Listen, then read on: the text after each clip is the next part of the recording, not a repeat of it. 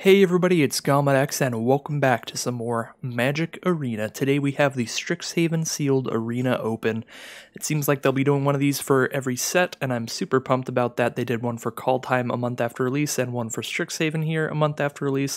This is the biggest, most high-stakes limited event that you can get into that is open entry. It doesn't require any qualification of any form. It is quite high stakes, high reward here, requiring 4,500 gems to enter. That's about $22.50 worth of gems if you are getting the $100 gem bundles, and so it is quite the entry fee, but you can get some massive rewards out of it. If you play in the best of one queues, you're going to have a better chance of making it into day 2 because you have to get 7 wins before you get 3 losses. There are also traditional queues. That is best of 3 games, and that one is definitely harder to get into day 2 because you're kicked out after only 1 match loss. However, the gem rewards are better in this queue. At 3 wins and 4 wins, you do get 5,000 gems out of it, and of course, if you make it into 4 wins, just like in the best of 1 queues, you get the card sleeve and qualification into day 2. I will be doing best of 1 here because I would like to just attempt to make it into day 2 here. Of course, I am only going to do this the one time because it is quite an expensive event, and as you can see, I'm going to be pretty low on gems after this since it will be 4,500 to enter. So, just like last time, I'll just be doing my one shot at this, see how well I can do my best, and see where we end up there. But worked pretty well last time, see if we can't have a similar record this time. And yeah, let's just get into it. I guess I should show off the gem rewards in the best of 1 here. Definitely a lot worse gem rewards, but a decent bit easier to attempt to make it into day 2 there, since you do have those 3 losses instead of 1. But anyways, let's open up the sealed queue, see what we... Anyways, let's open up the sealed pool, see what we open up, and hope for the best here. See if we get some great stuff. I would certainly hope so. So here we get a Rowan card sleeve. We'll claim that. And... oh, it looks like it doesn't actually show you all your rares at the start there. Let's see what our big rares and mythics are for the sealed pool. Wow, 4 white rares. However, only 2 of them really look good. We have Academic Probation, which is an okay lesson. The fact that it's a lesson is what makes this playable. You would never main deck this card, but sometimes you'll just cast a card with Learn to search this up, and you'll just have lethal damage if you shut off one of their blockers for a turn off of the second ability on this, something like that. So it's not unplayable, it's just certainly not exciting to get as a rare. We have Shale, Dean of Radiance, and Embrose, Dean of Shadow. Both halves of this card are quite solid. Shale, great in an aggressive deck. If you get this out on turn 2, all of your creatures that come out afterwards will be coming out with +1/+1 counters, and Embrose can just sit there making any of your creatures just bigger over time, as well as drawing you a bunch of cards when your creatures are dying. Sparring Regimen is a fantastic card, super great aggressive card here, giving one of your creatures basically vigilance and +1/+1 every single combat. It also learns when you play it, which is fantastic. Semester's End doesn't seem particularly limited playable to me. This is the kind of card that's for constructed, mainly like Commander, where you could exile your whole field and then bring it back. If somebody tries to cast a Wrath of God to destroy all your creatures, you can be like, oh, they're gone, and then they're going to come back with a little bit of a bonus. Not really something I'd play in Limited because that kind of thing isn't going to happen often, so it's just 4 mana to bounce all of your stuff, and then at the end of your turn, give them all a little counter. So it seems a little slow for Limited, but it might be better than I'm giving it credit for, but still not something I'm excited about. Brainstorm here, just a nice draw spell. This is great if you have ways to search your library for cards, because then you can draw 3, put 2 back, and shuffle them away. But without any of those ways, it's definitely nowhere near the power level that it is in Legacy, because in Legacy you have all of the fetch lands to just shuffle your deck all the time.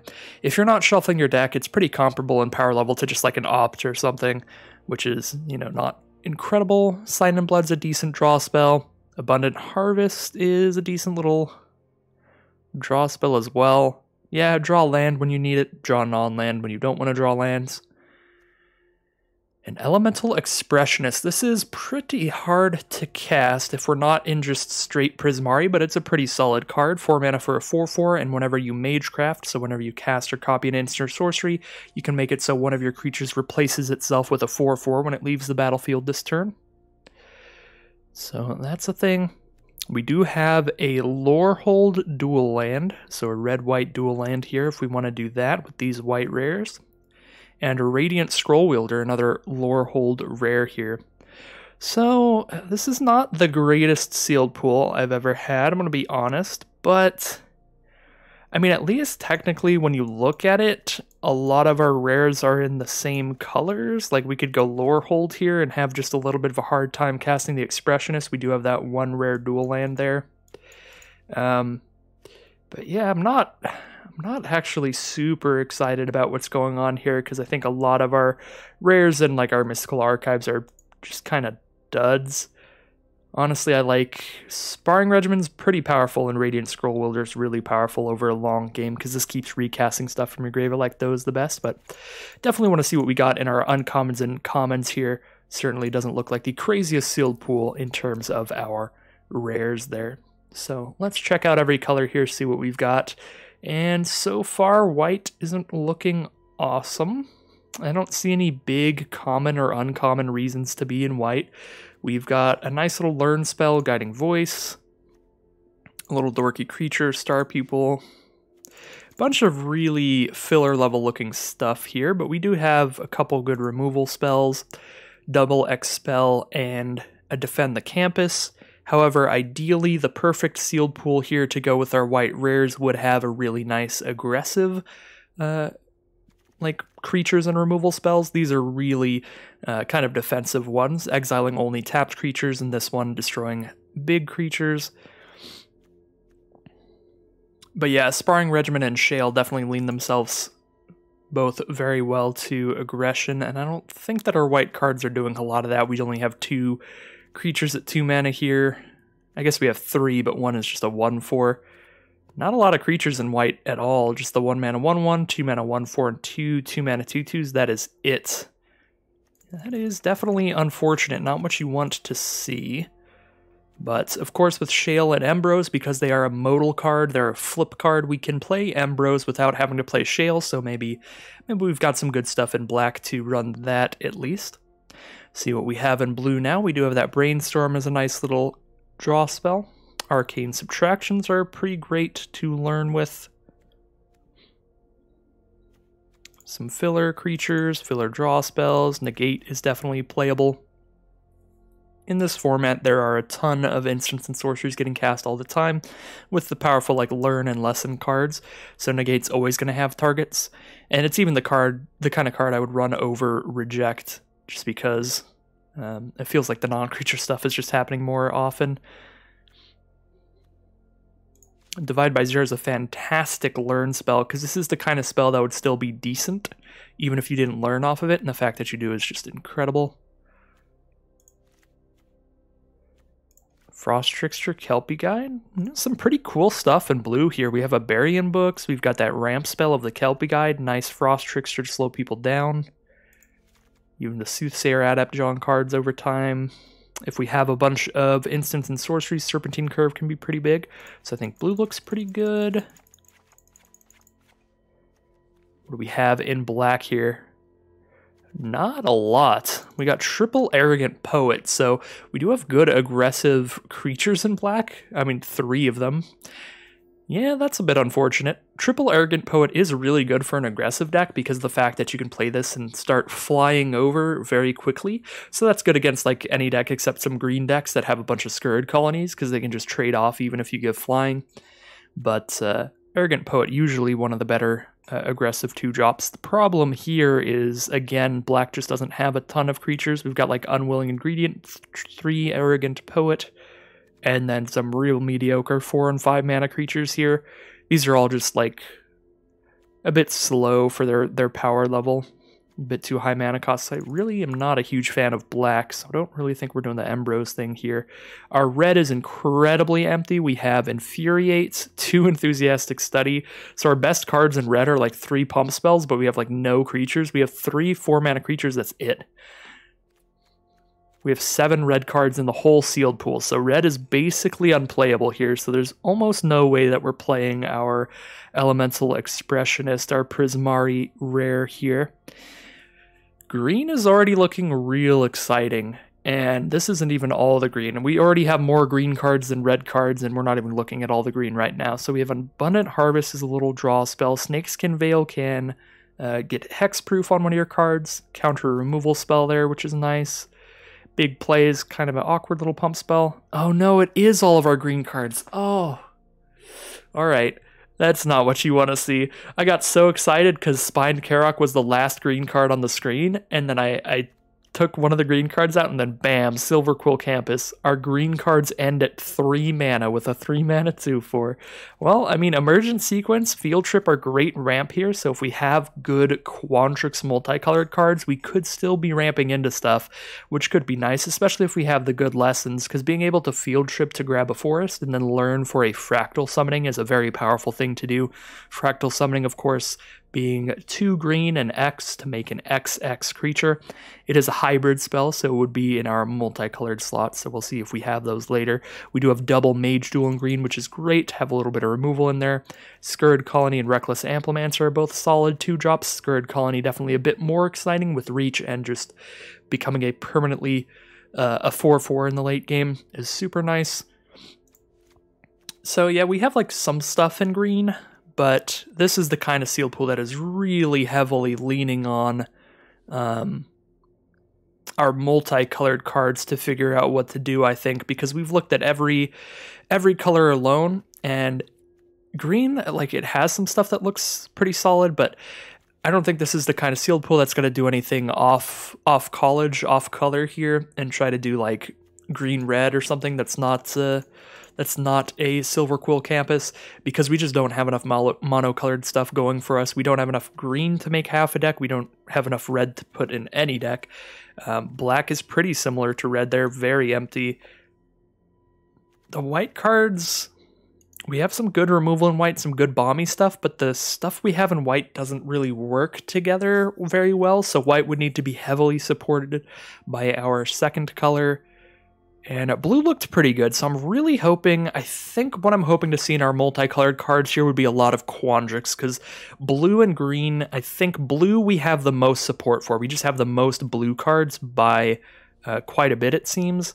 And in green, we have some pretty good cards, you know, and ones that lend themselves great to a Quandrix deck, because Quandrix green-blue is trying to ramp up a lot, and we do have Emergent Sequence to ramp up, grab a land out of our deck, and we have Field Trip to ramp up, grab land out of our deck. Alright, so we're really hoping for the Quandrix stuff. Fingers crossed, let's look at the multicolored cards and see what we have here. We have 2 Silver Quill cards, Owlin Shield Mage and Shadewing Laureate. So if we have a lot of flyers in white or black, we can make a Silver Quill aggro deck. We do have the good aggressive rares of Shale and Sparring Regimen there for that strategy, but I don't think that we have enough aggressive cards in white or black. Like, we have a few good ones, but as I said before, 3 Arrogant Poet I think is just not going to get us all the way there. For Prismari, we actually do have a few exciting things. We have Prismari Apprentice, which is solid, becoming unblockable later in the game when you're casting big stuff to chip in for some damage even through a large board stall. Teach by Example can copy some stuff, which is okay filler pretty much. Spectacle Mage makes our large spells cheaper, and we do have the 1 Elemental Masterpiece that could be pretty cool. Elemental Expressionist, of course, would be the rare that we get access to in Prismari.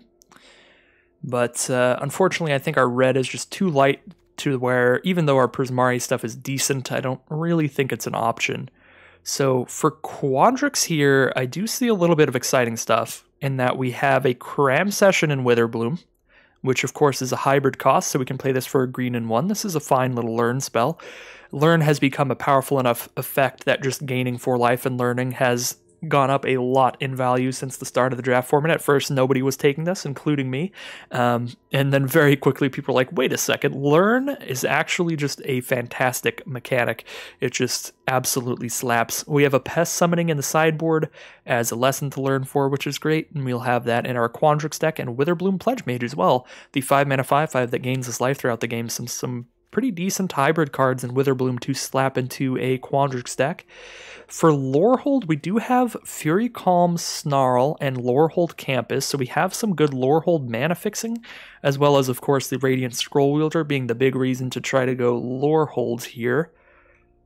That would give us the Sparring Regimen as well, and because we have the good mana fixing there, we could even try to do maybe red, white, black, splash in a little bit of black for like these Silver Quill cards, because we have a Silver Quill Campus as well, helping with that mana. That's something to keep in mind, but I do really like the Quandrix cards that we have now. We have Decisive Denial, Instant Speed, one creature you control fights a creature you don't control, or counter a non-creature spell unless they pay 3. Needlethorn Drake is, you know, just the Quandrix Doomblade, 2 mana for a 1 flying death touch, just blocks something and kills it no matter what it is. Eureka Moment's another great ramp spell, draw 2 and place a land onto the field. Quandrix Cultivator is a great ramp spell, 4 mana 3/4 that grabs a land, and that's it. Alright, well, I was getting really excited there, but then we aren't actually ramping into anything, which is awkward for sure.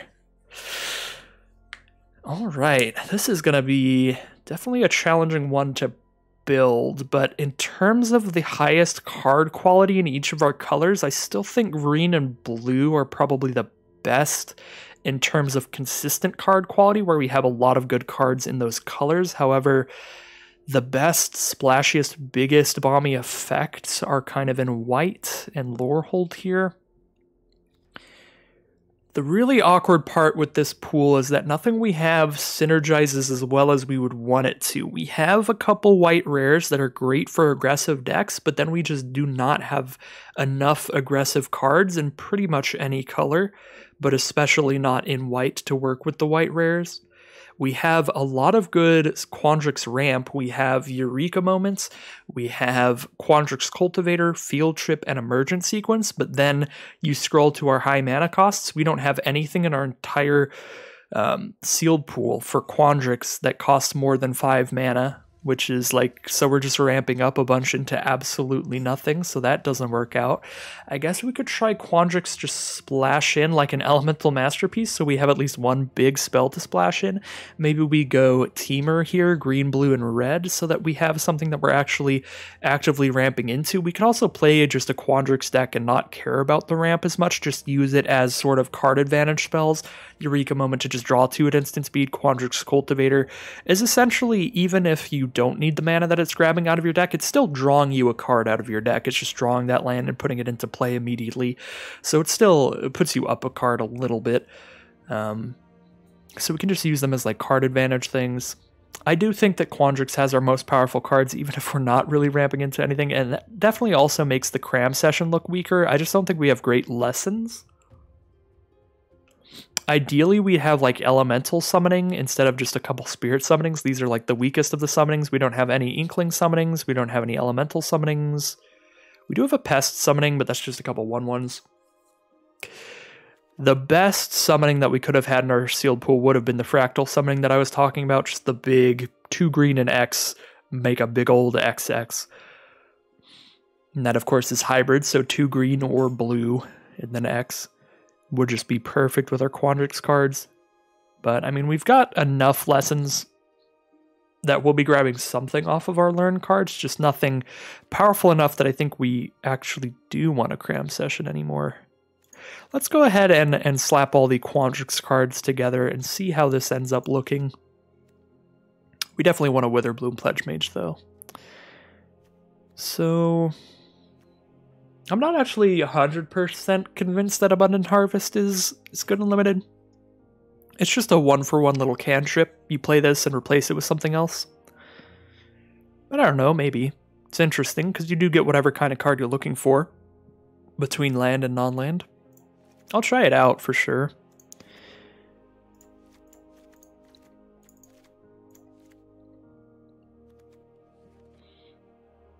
Alright.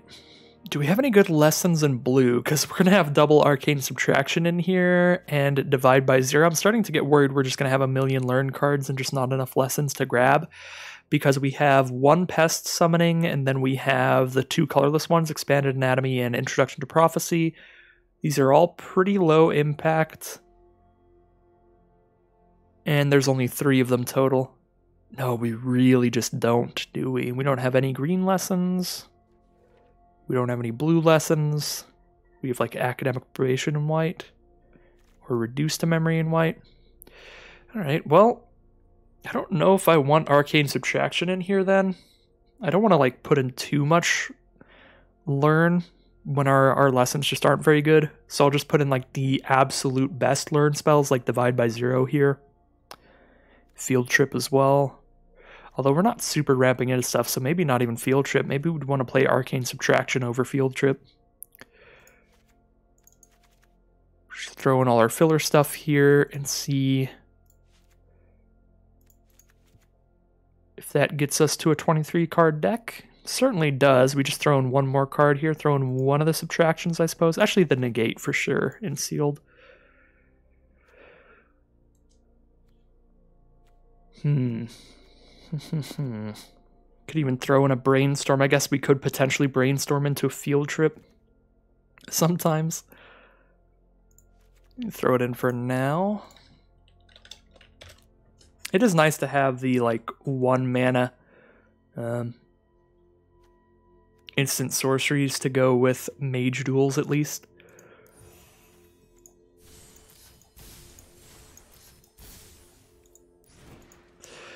So we just have kind of a Quandrix deck that's not ramping into anything here. I guess we still do get a little bit of value from ramping up to 8 lands with our effects like Scurrid Colony becoming larger in the late game, Kelpie Guide being able to tap things down in the late game. Still get a little bit from doing the ramp up, but not a lot. Thinking we don't want field trip here. It still does ramp into the 5-drop. Witherbloom Pledge Mage. Burying Books we can cast for only 3 on the defensive, so we can put that down here. Yeah, we just have like 1 5-drop in this deck. I don't really know if we need a field trip. But what else could I cut out of here? I don't really want to cut any of the creatures.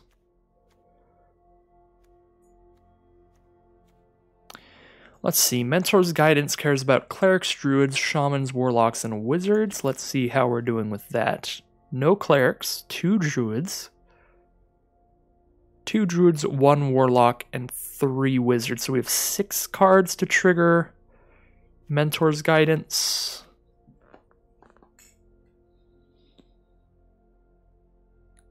It's like 1 out of every 7.5, something like that.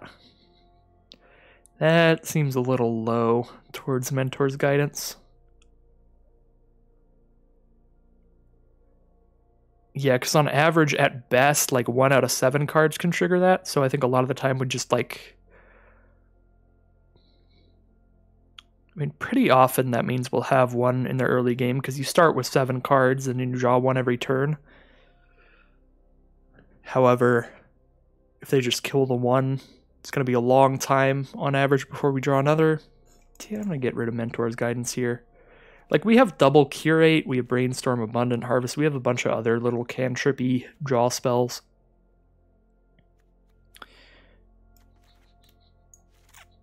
And then we leave Field Trip in here. Yeah, I don't love this, but we do have like the double Mage Duel, a decent amount of cheap creatures to use it with. Just Mage Dueling up a 2/2 into their 3/3, something like that. Nice instant speed fight spell with Decisive Denial. Nice divide by 0. We've got a lot of instants and sorceries to work with Serpentine Curve, so this could be a pretty big creature. Man, this deck would also just love like Leyline Invocations in green. That's a 6 mana green common that makes an XX fractal where X is the number of lands you have. Yeah, this is a pretty awkward deck here, but I think pretty much anything we'd build would end up being an awkward deck. So, yeah, that's our look at Quandrix here. I think I'm going to go ahead and take a look at Lorehold.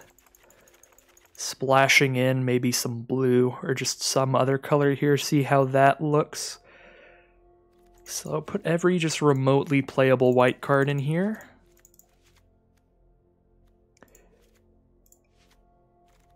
I don't know about Semester's End, but we'll put it in for now. Oh my god, I forgot. I forgot we just do not have red cards, period. Just end of sentence. Triple Fuming Effigies are really... I mean, that's just it.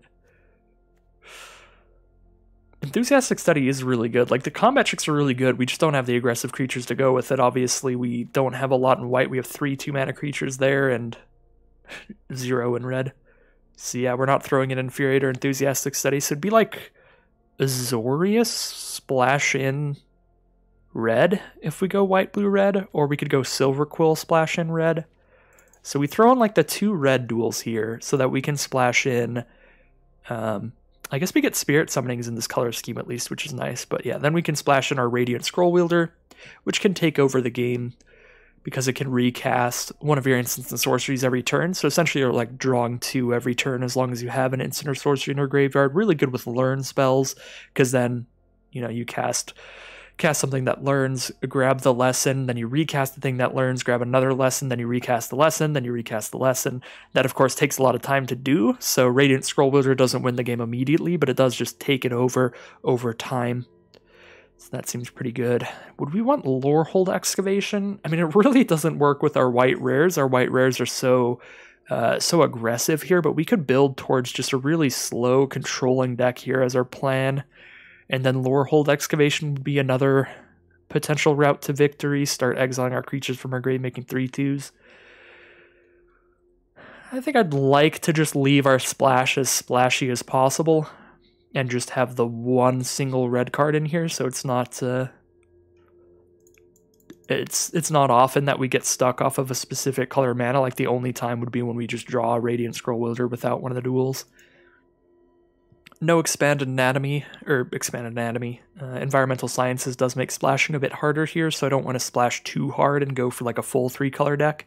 Environmental Sciences is a 2-mana colorless lesson that grabs a basic land from your deck, puts it into your hand, and you gain 2 life. That is a great card to help support splashing. Anytime you have that in your sealed pool, I would definitely recommend, if you just have like a good slightly off color bomb, just slap that in there, get that Environmental Sciences going to help you with that. Of course, here I'm definitely a little more hesitant to splash than I would be normally, which is why I'm still, even though the Quandrix deck looks a little weird, thinking that that might be the way to go. But let's see Silver Quill splash red or Prismari, which I guess would be white blue splash red, which would be a little weird. So let's see.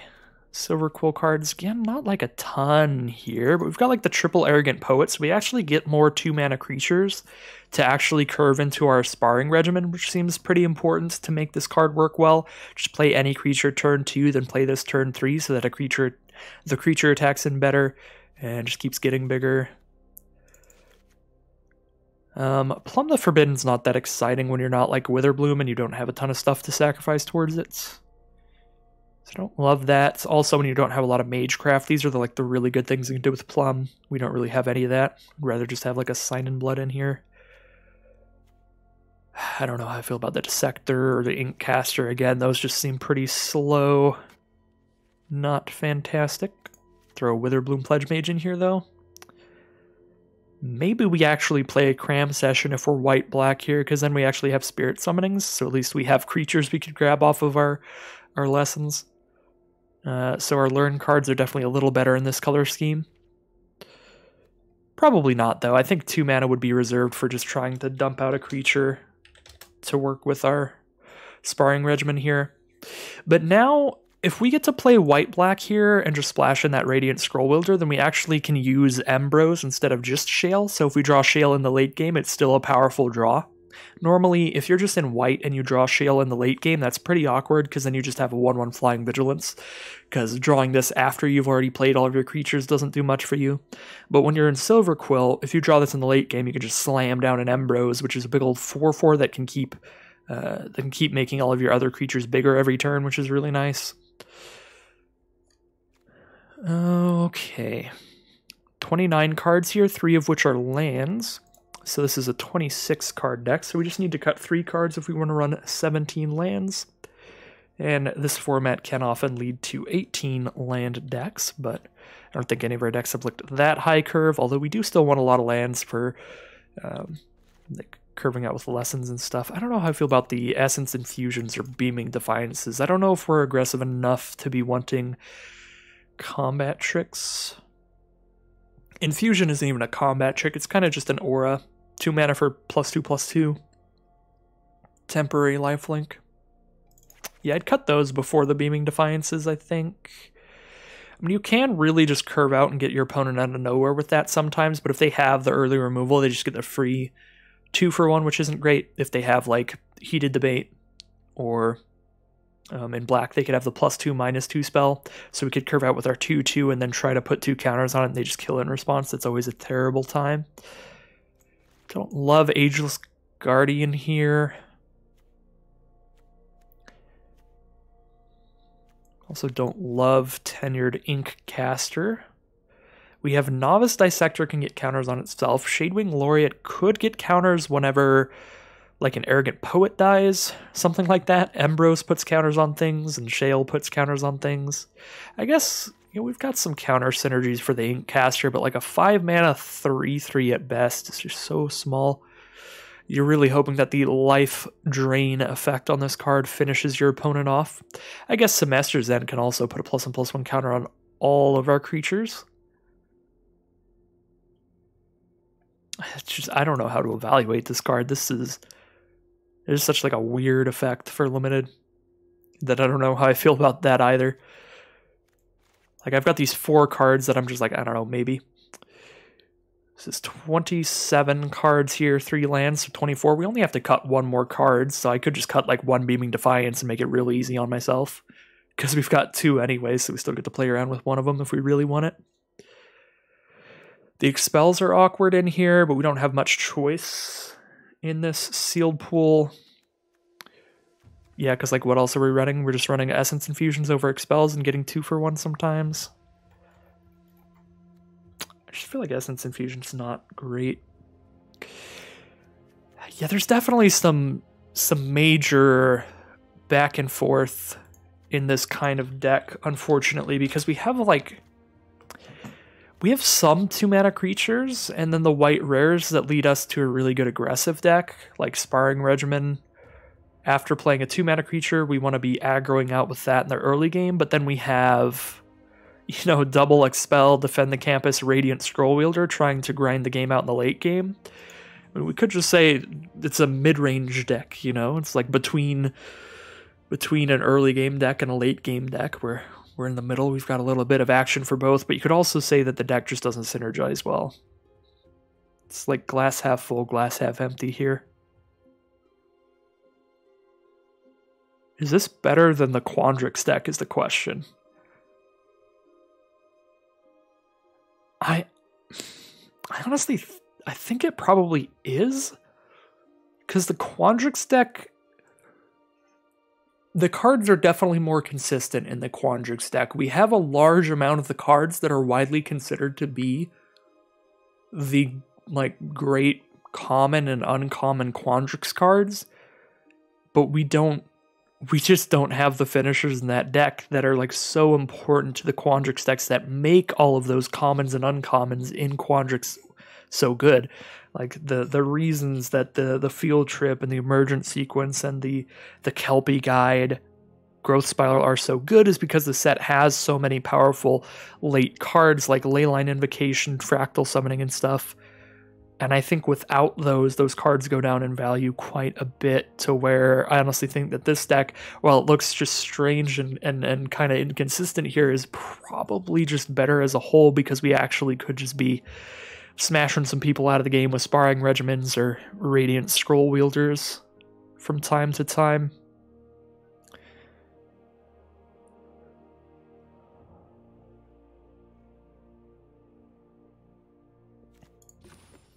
Only 15 creatures in here.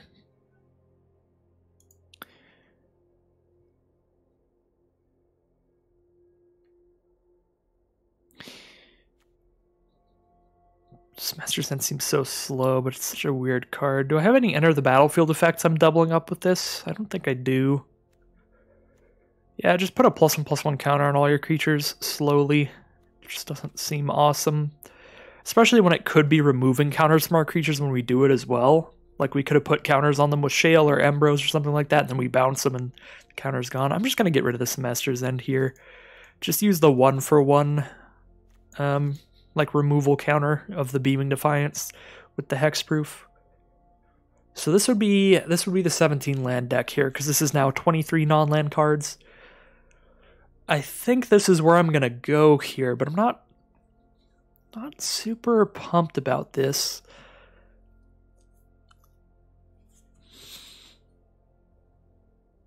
This is such a strange sealed pool. It's going to be a difficult one to solve for sure. And of course, this is a very high stakes event, so I am going to be doing the sealed deck build part of this for a long time, making sure I end up where I want to end up, where I think the best deck could be. So it's kind of late to say it now. It has been quite a while of deck building, but as always, links in the description and the time bar to skip past the deck building to see what my final deck that I've chosen is. And then when we get into the gameplay with it. But I think I'm still going to deliberate for a little while here, because I really want to make sure that I'm not missing anything. So I'm probably going to go ahead and make the mana base for this, and then I'll go ahead and look one last time at the sealed pool, maybe try the white-blue splash and a bit of red I was thinking about, something like that, see where else, what other stuff I could maybe do here. Maybe also see the Quandrix deck splashing in the Elemental Mastery. Alright, so we have 15 white cards, 10 black cards, 1 red card. All of our duels are white, which is nice.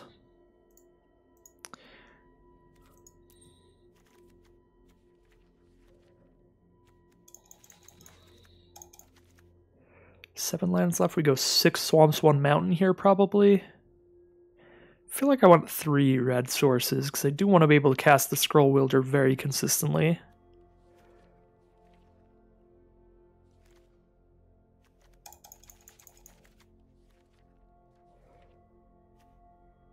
Although I guess Scroll Wielder is also the kind of card that gets better the later you cast it. So we really just use that in the very late game to close things out. In which case we could kind of just wing it off of just the 2 red sources. We don't have anything in our deck that searches for a basic land, so the fact that a mountain's a basic doesn't help us get the red any more often. It's just, 3 red sources instead of 2 red sources. So I could see winging it with just the 2 red sources. Because we don't... I mean, this is just the late game close things out after they've used all the removal on other stuff, potentially.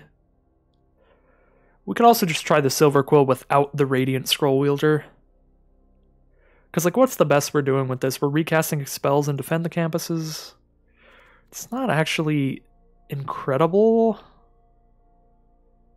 Maybe we go Silver Quill without the red splash.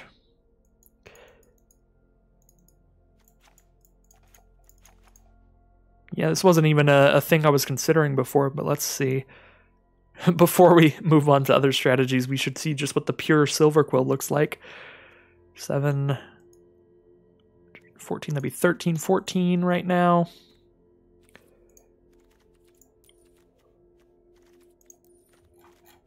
$15, 16, 17. That's 17 lands. We just need to find one of the cards that we cut. Throw it back in, maybe Semester's End now. What do we have in black? Plum and Essence Infusion. We've got nothing in Silver Quill, right? We have a Cram Session, a Pest Summoning, but the summonings we want to leave on the side, so we have like Cram Session here. We could throw like 1 Spirit Summoning in, because then we still have access to Spirit Summoning as a lesson to learn for, and we also just have another creature in here. We have a 3-mana 3/2. We're pretty aggressive, so we want more creatures in here. That makes sure we still have 15 creatures in the deck. And it's just a 3-mana 3/2, so it's not an exciting creature, but when you just want more creatures, you can definitely main deck a summoning that you have like 2 copies of, because then you can still learn for it when you need it, but also you could draw 3 mana 3/2 sometimes. I could genuinely just see that as being the play here.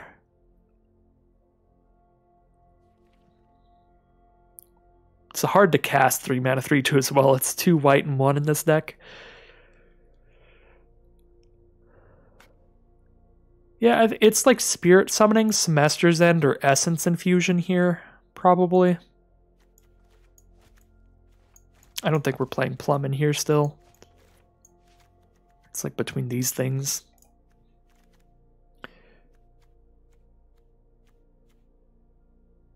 The Ageless Guardian is kind of just a creature. It doesn't work so well with our deck plan, but we just don't have a ton of 2 mana creatures, so on the off chances we don't have like the 2 mana Eager Firster or Arrogant Poet, you know, Ageless Guardian into Sparring Regiment isn't the end of the world. It turns it into a 2/5 the second it attacks, which is kind of hilarious.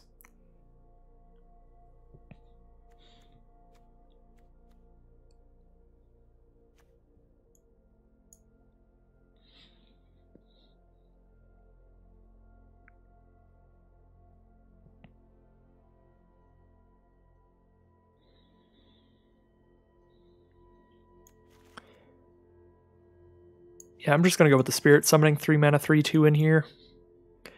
Get more creatures in. So I'm going to go ahead and save this Silver Quill deck. And then take another look at potentially white-blue splash in the red.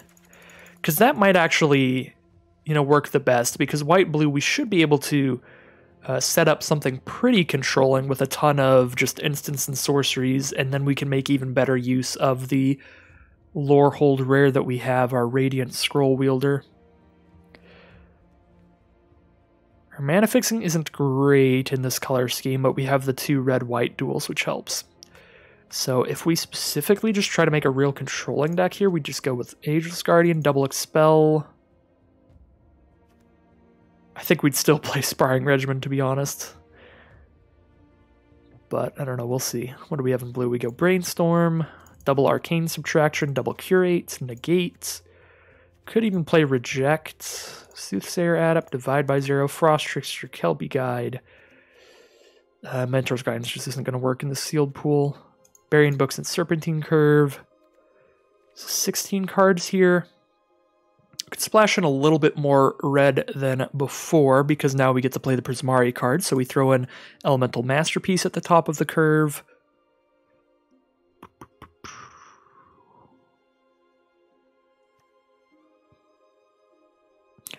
I don't know if we'd want Elemental Expressionist. It just seems really hard to cast. Maybe we're Prismari Splash in the white. Because then out of white, because our best white cards aren't controlling, aren't defensive. They're aggressive Shale Sparring Regimen. So if we just want the defensive ones, we just have the 3 white cards in here, and then we have the Lorehold card, Radiant Scroll Wielder. Yeah, so in red we'd like throw in 3 Fuming Effigies, and then we could throw in Spectacle Mage, Expressionist, Prismari Apprentice. That's 24 cards right now. Definitely throw in the 2 red-white dual lands.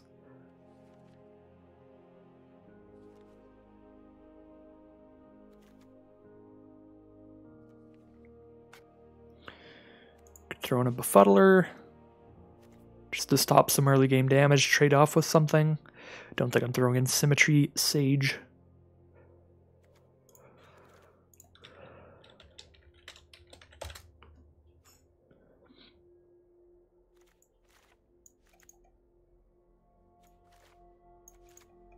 Do we have any removal in blue-red here? We have Burying Books, which is a temporary removal spell. Divide by 0, which is a temporary removal spell.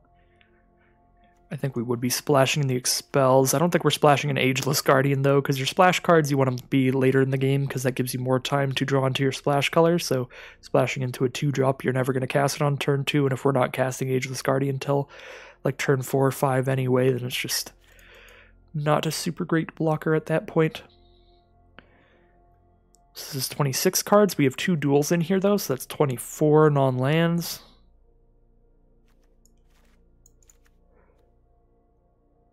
Reject is pretty bad in the late game. So I could see cutting that. We also don't need so many creatures in this deck. We don't have a ton in here. We only have 11, but we don't really need them still. Like, the point still stands. Just take out, like, a Fuming Effigy, I guess. Just run the 2 of those. And then this would be 23 card deck. Yeah, Prismari lore hold control here looks solid.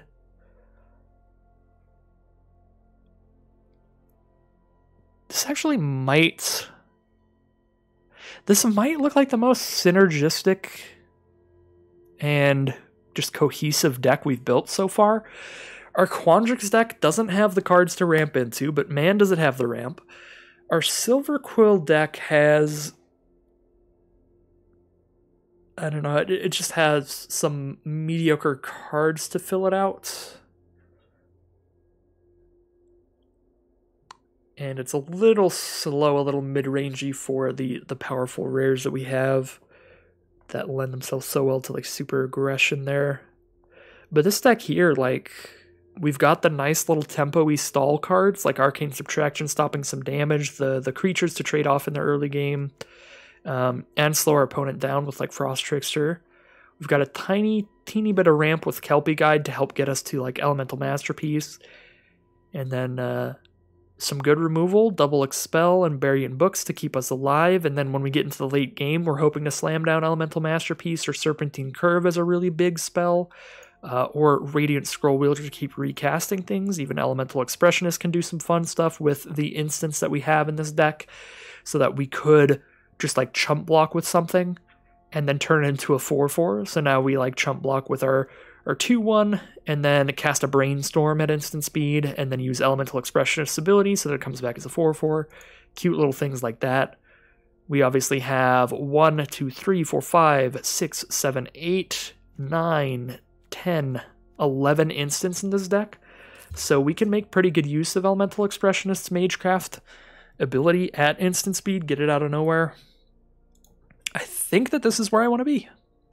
And I'm pretty sure I said that before to maybe 2 of the other decks, but I think this genuinely looks like the best that we've built so far.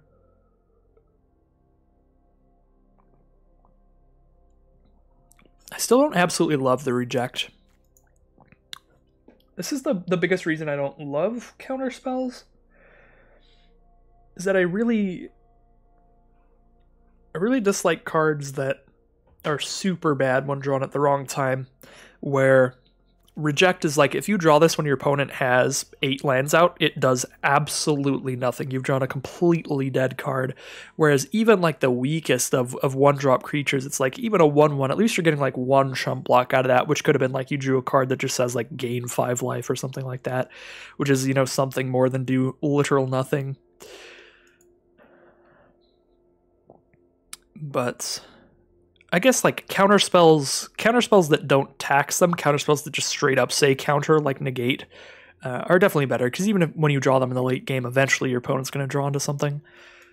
But yeah, Reject, that's what I really don't like about Reject, is it's possible that it pans out incredibly poorly. But what else would we really be playing in here instead of Reject? We could play Teach by Example to double cast something. If we get to 9 mana, we can double cast Elemental Masterpiece, double cast a Divide by 0 or an Expel. I could see that, because we're low on removal, trying to get a Teach by Example to double something up. I'll try that instead of the Reject, but I don't know. This is probably better with more removal than we have right now, because that's like the best thing this can do, is just now you have 2 removal spells.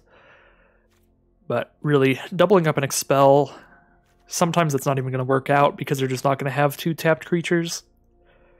Doubling up like a Divide by 0, though, that could be really fun. I guess we'll see. We'll try out the Teach by Example. I don't think it looks awesome in this deck, though. But neither does Reject, because I just don't love that card.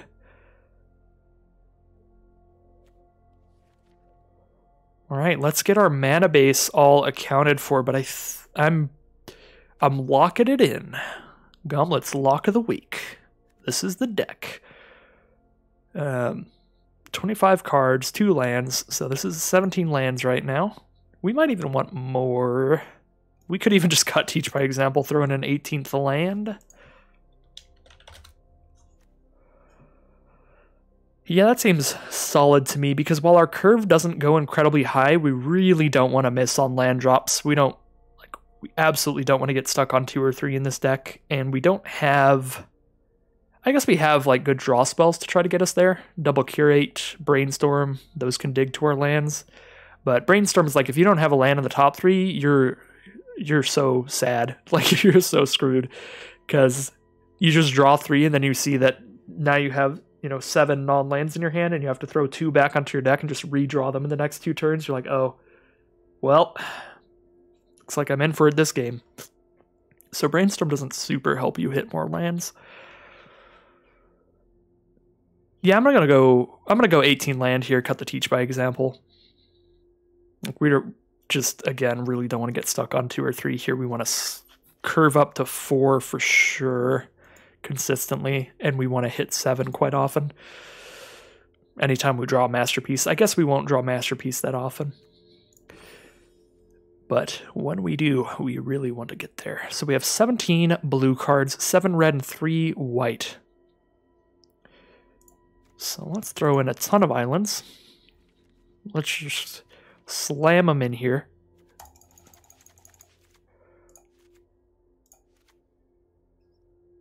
We have 2 red and white sources right now. Let's throw in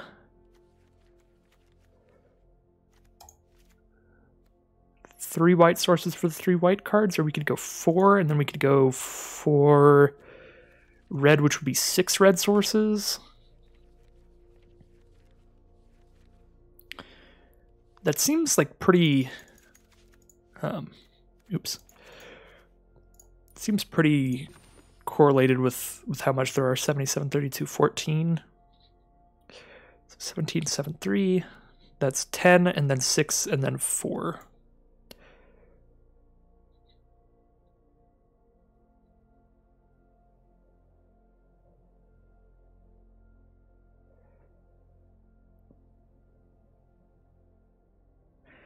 Maybe cut an island here. But yeah, blue is so heavy in this deck. Blue is definitely the core of this deck. So 10 does seem fair.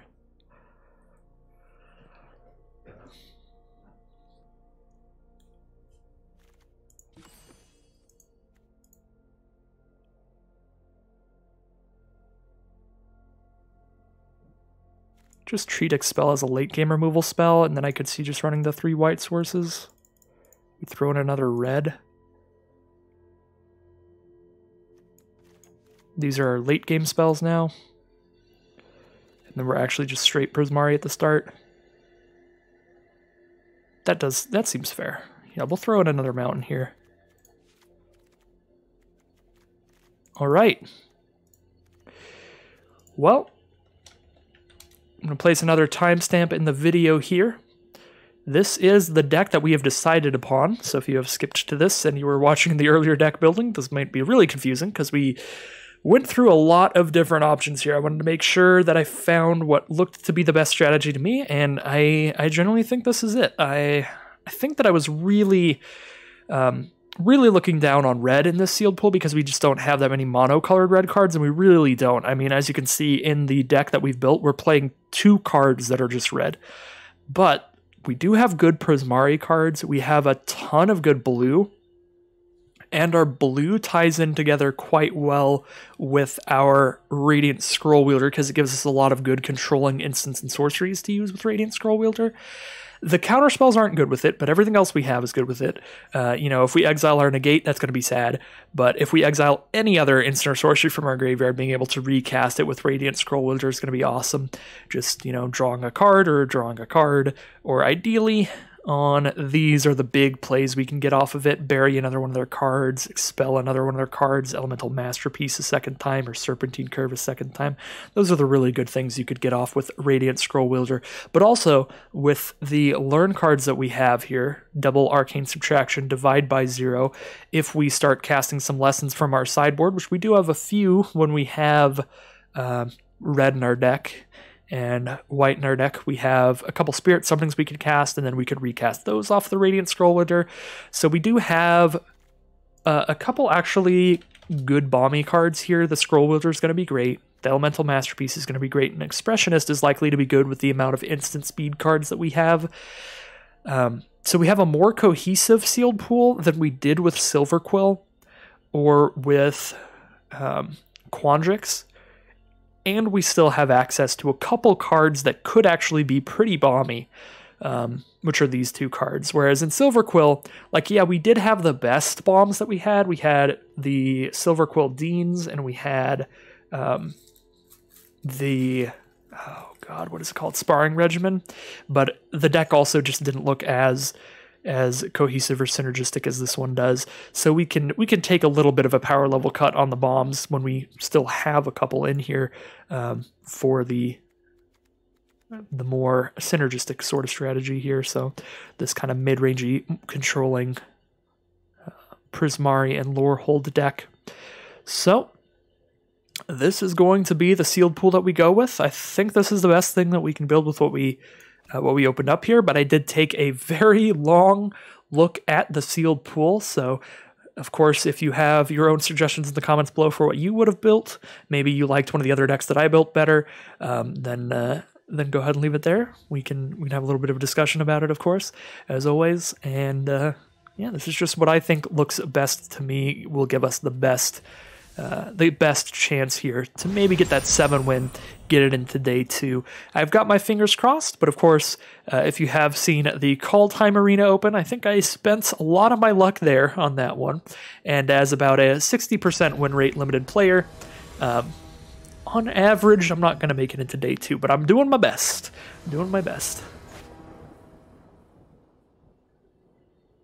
Of course, last Arena Open, we just had a sick, just absolutely destructive sealed pool, so that helped a lot.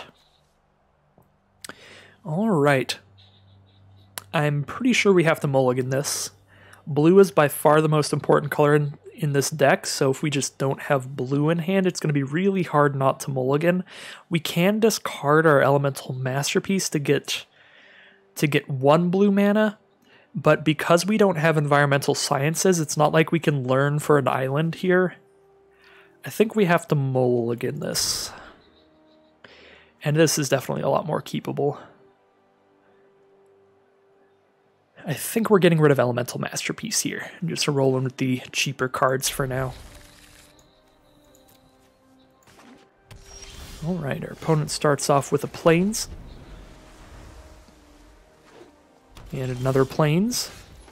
We'll start out with a Soothsayer Adept, so we can start drawing and discarding in the late game. We're also curving out pretty well this game. Get that turn 3 Spectacle Mage, turn 4 Expressionist. Our opponent starts out with a Selfless Glyph Weaver, so they are more likely to be Silverquill than any other college, but they could also just be Lorehold, playing the Glyph Weaver for the front half of the card. We don't know. They are stuck on just white right now. Just curve out here with our Spectacle Mage so we can start slapping them in the sky. And that may also draw removal. They could be scared of our high mana value instants and sorceries, although we don't have a lot of those. Guiding Voice is the play this turn. And they do have the Environmental Sciences to fix their mana. They're going to send in a 3/4. We don't have good blocks for this, so we'll just take it. And Environmental Sciences does grab a black mana, so they are indeed Silverquill. So they do get to play both halves of the Selfless Glyph Weaver and Deadly Vanity card. I think we're just going to slam in here and cast an Elemental Expressionist, try to race them here. Because we are curving out pretty well with our creatures, and with Elemental Expressionist's ability, with an instant speed card like our Arcane Subtraction, we could potentially get 4/4s here. They do have the removal to kill the Expressionist immediately, so we won't be getting any value off that now. We do have a Frost Trickster here to keep the 3/4 tapped down, and we've got really nothing else to play here. We could Arcane Subtraction and grab a Spirit Summoning, just to play a 3/2 this turn instead, but I think I'd rather get the Flyer out here, and that lets me hold up mana for Arcane Subtraction.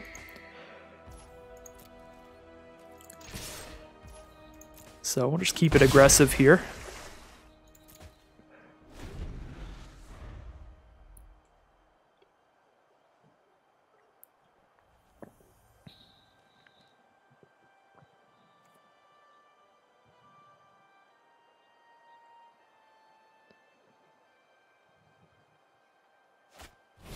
Silver Quill Pledge Mage with 1 mana up. Well, if they have the 1 mana combat trick, they could give that flying out of nowhere, so I'm going to hold on to our Arcane Subtraction. We do draw into a negate as well. We don't have a 5 mana lesson to grab anyway. All of our lessons cost 3 mana or less, I think. So we can wait on the Arcane Subtraction here. Looks like we do get to just slam in with everybody. They're down to 11 now. Do I want to hold on to the Arcane Subtraction to stop some of their damage, or do I want to cast it now to grab a creature to play to curve out even more? I think I want to just stop some of their damage, because I can stop Silver Quill Pledge Mage from giving them any life gain off of the lifelink, and this way I can also hold up a negate in case they do something crazy. Yeah, we're just going to pass here.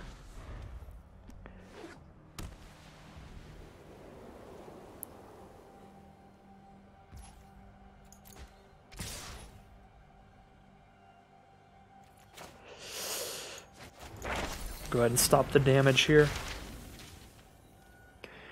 So we get a Spirit Summoning, or we get Expanded Anatomy, Introduction to Prophecy.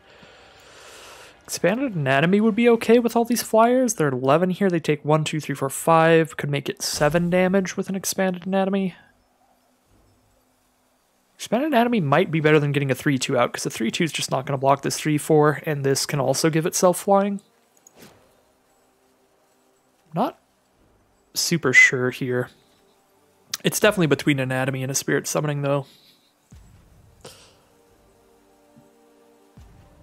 I guess I will take a Spirit Summoning. Because, I mean, they're Silver Quill, so if they have, like, one targeted removal spell, it's going to be really good against our Expanded Anatomy, where we can play a Spirit Summoning and, like, trade off with the Selfless Glyph Weaver. Do I want to counter this Hunt for Specimens? They get a 1/1 chump blocker, and they get a lesson. I think I do, because that could just stop all their plays for the turn, if we're lucky. Yeah. So we're attacking for 4 a turn, so they're dead in 3 turns to the Flyers if they don't gain life off of the Pledge Mage, and if they do gain life off of the Pledge Mage, it's going to be a huge clock either way, so I don't think attacking with Adept is worth it anymore. I think I would rather make a block if we can, and if we can't, just draw and discard. So I think we just send in with the Flyers here.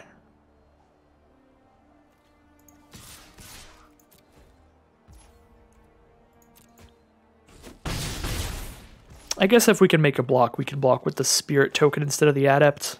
Yeah, we're probably blocking with the Spirit Token, but I'm pretty sure just drawing and discarding is better than getting in the 1 more damage at this point when we've got a 3-power lifelinker out.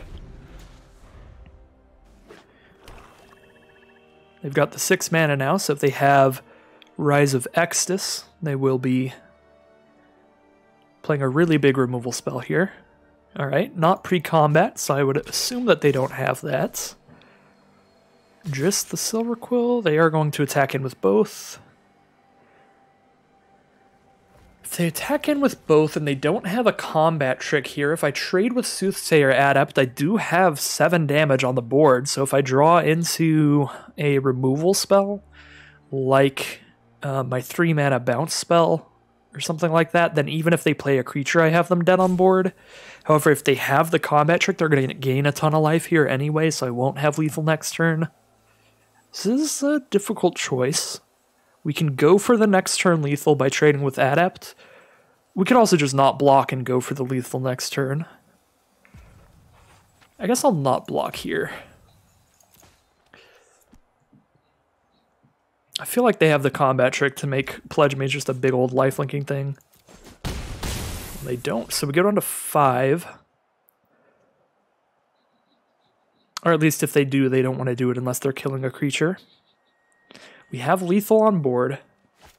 We need to do something here. So Pillar Drop Rescuer is the play.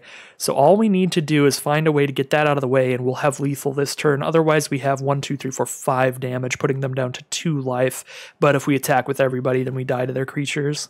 So we are going to draw discard twice here and look for anything to get that out of the way. Serpentine Curve is a good draw. However, not going to immediately kill that. Brainstorm to draw 3, dig towards the out here. Dig towards the lethal. I think that is the play. I think we see more cards if we Soothsayer Adept first, right? If I Soothsayer Adept before I Brainstorm, I see a card and then I see 3 more. If I Brainstorm first, I see 3, then put 2 back, then I look at the card I just put back. So yeah, we Adept first.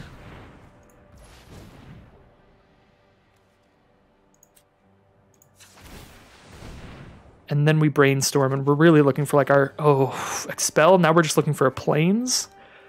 So discard Serpentine Curve here. Yeah, because if we don't get there, we're so likely to die to like just lifelinking and flyers and stuff. I guess if we don't get there, we can just not attack and then block flyers.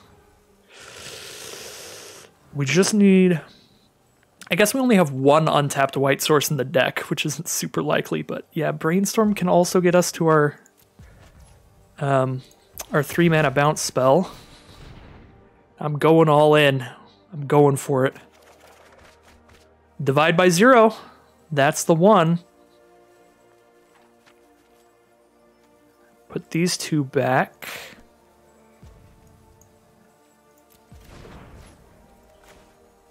And see if we get there. They've got 1 mana up. They can give it indestructible, but that can't stop the bounce spell, and there's the concession. Really digging for that there, and it did work out.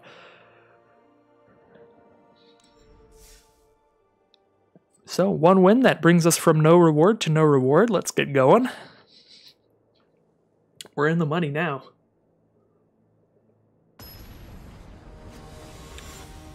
All right, round 2.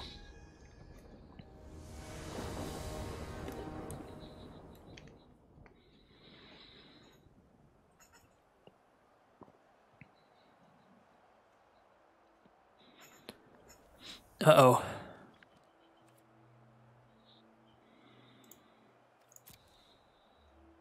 See if we draw our openers here. All right, there we go. All right, this is nice. We've got all our colors. We've got some nice cards. Definite keep here. Turn 1 Campus, followed by turn 2 Prismari Apprentice.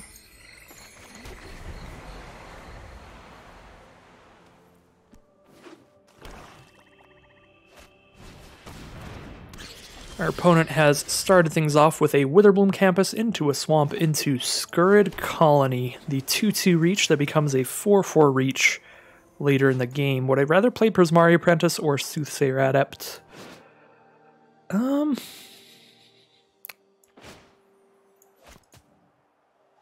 not going to be using Adept's ability for a while, so I think I play Prismari Apprentice first, because that'll allow me to get more aggressive following up with a Frost Trickster, hit in for a little bit more damage potentially.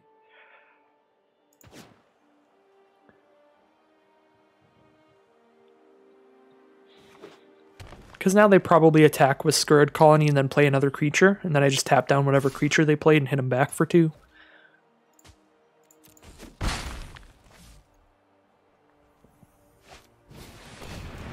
Like when we have the Prismari Apprentice, it's going to be nice to get off the ground running, doing a lot of damage to them, so that way in the late game when we start giving it unblockable every turn, that could actually be a threatening amount of damage. So I could divide by 0 just to slow them down, but I can also do that later after they've committed a lot of +1/+1 counters onto the Pledge Mage, just to remove all of those. So first I'll just go with the Frost Trickster.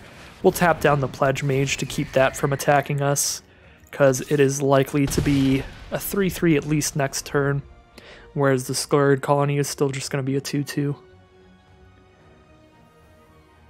Got a Burying Books as well to slow them down. We have the Scroll Wielder later on, of course, to be recasting these spells, which should be quite powerful.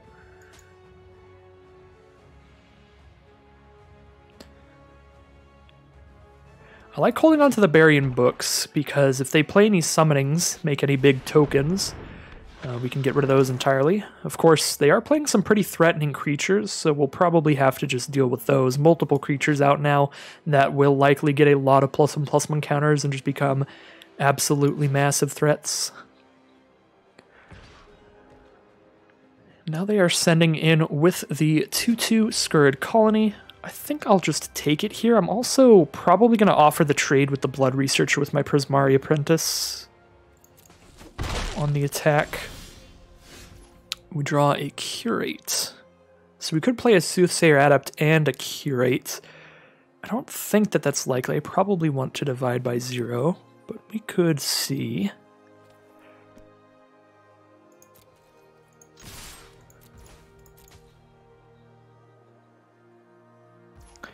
I do like still attacking here with all these ways to just screw around with my opponent's creatures.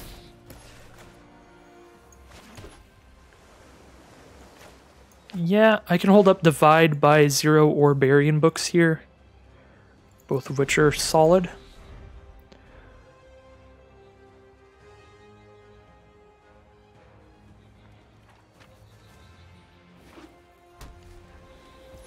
They played a Plains here, so they're both Witherbloom and Silverquill. And they're going to attack in with everybody. Unless they put some counters on something, I think I just take it. Just take 6, go to 10 here. And then if they try to put a bunch of counters on something, we'll bury that. If they don't, we'll just divide their next creature here, because it's likely to be like a 5-mana 5/5 or something. Like the Witherbloom Pledge Mage. Which is definitely a lot bigger and scarier than everything else they have on field. So we would rather just slow that one down. If they're just holding up for an instant here, that's not good for us. If they just have like the 4 mana destroy a creature. Play a Dina, 1/3. Whenever you gain life, each opponent loses a life. Is annoying. Definitely not worth the divide though, because then they just recast her immediately. Alright, we go for the Curate here. And we're going to have to get just on the defensive now. We're hoping to draw into a land so we can play Soothsayer Adept and hold up one of these. But now we're just going to have to sit on our butts for sure. Put any number into your graveyard, draw the rest. I guess we can throw Masterpiece into the graveyard because we are 3 mana away from it. Once we draw this island, we're only 2 mana away, but we're only drawing one of the cards here. I guess we're drawing both because we draw one right now in our next turn. Yeah, that's going to be a big deal later. We're only 2 mana away. For now, we cast a Soothsayer Adept and hold up our other defensive spells. I don't think that we'll want to trade off a Frost Trickster into anything. But at the same time, I'm at 10 now, so we might have to. Just trade Frost Trickster into their reach creature. Start going for the long game. Yeah, we got Masterpiece, Scroll Wielder. We definitely have the long game on lock. Let's just survive now.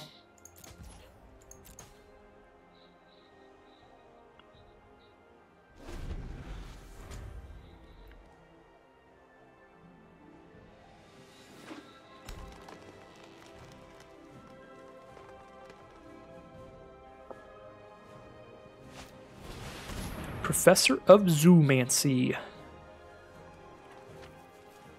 Let's just divide that, hold that off for now. We only have 1 mana up after this.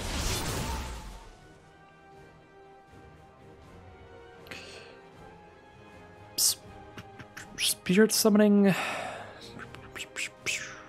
We can't even cast that. We don't have double red or double white. We could take an Expanded Anatomy or an Introduction to Prophecy. The audio is really messing up here. I don't know why it does that. Sometimes it like loops 2 songs over each other. So So 3 mana, 3/2. Or scry 2, draw a card. We need to hit a land for either of these to work. I think I go Introduction to Prophecy because that helps me hit the land so that I can cast that and Burying Books.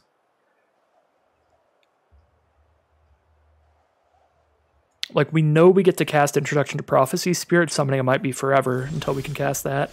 We do just hit the 6th land. So I know I can Introduction here. I'm going to do it first, just in case I hit like a white source. I guess even if I do, it doesn't really matter that I play it this turn.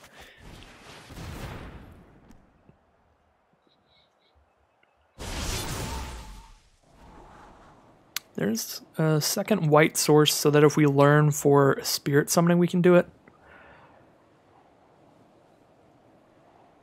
And that is our 7th land, so we do want to draw it for Elemental Masterpiece. Yeah, let's draw the plains. Play it out, hold up our Burying Books. If we don't have to bury, we can draw discard off Soothsayer Adept.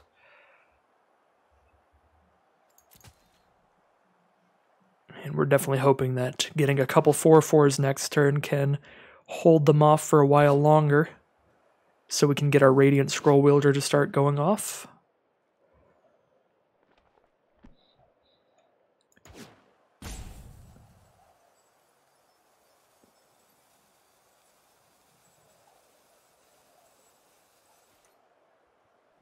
Definitely no attacks here. Like, we do have good unblockable stuff because of Prismari Apprentice, where we could be chipping away at them for 2 a turn, but it seems real risky being down at 10, especially when we have the good late game cards coming up like Masterpiece that can help cushion us more against opposing threats.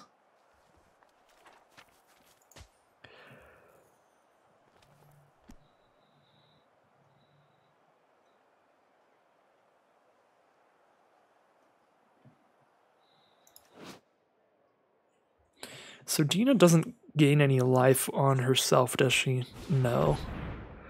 But she can sacrifice pest tokens, which is threatening with a Blood Researcher out. We get drained for 1 and Blood Researcher gets bigger.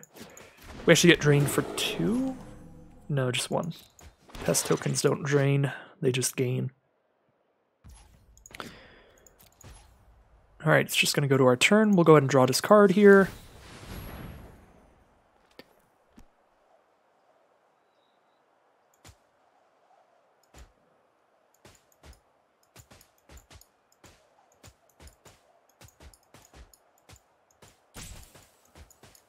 We might get put into a hard decision here because we don't have the 7th land on the board out. So if we draw a non-land tiered, we'll have to just discard a non-land.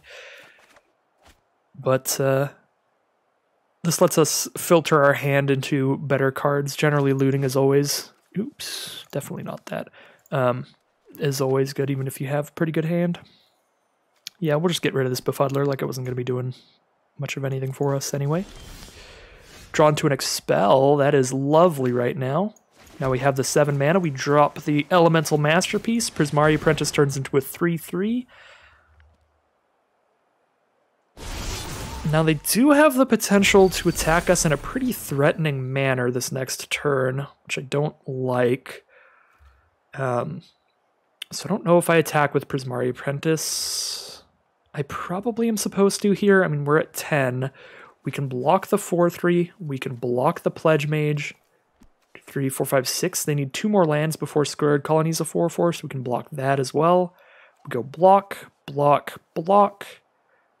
Block there. Take 1, 2, 3, 4, 5. It's not lovely. I think I still attack with Apprentice.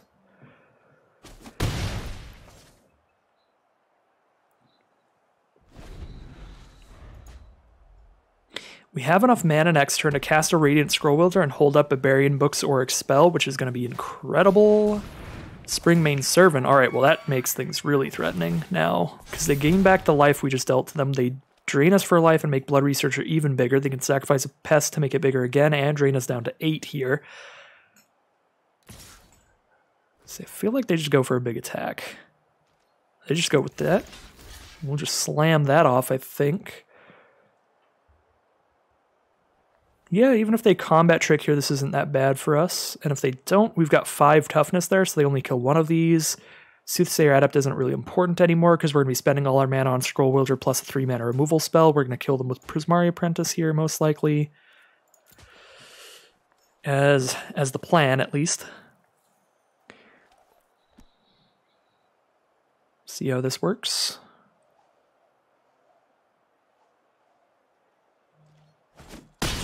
No pump spell, so we keep the Frost Trickster, which is great.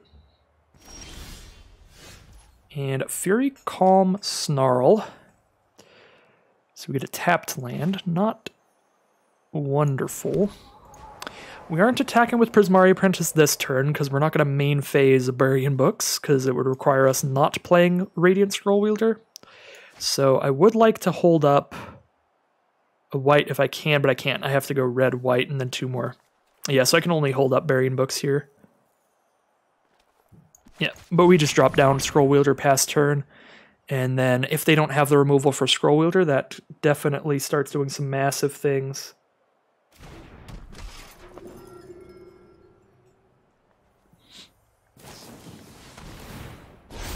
Well, they just have D-Spark, so they just kill it immediately. Well, that is not great.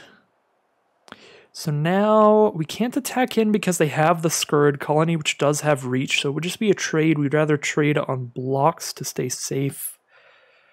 Because if we send in and they don't trade, they've got a really big board. Yeah, we don't attack in here.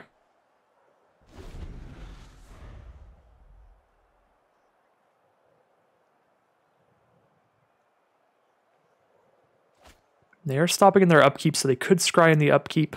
We can scry in the upkeep as well, but with Burying Books and Expel, it's going to be quite a while before we want to do that. We do have Lorehold Campus to scry, but if we scry in our upkeep, we don't get to hold up the mana for like a 5-mana Burying Books.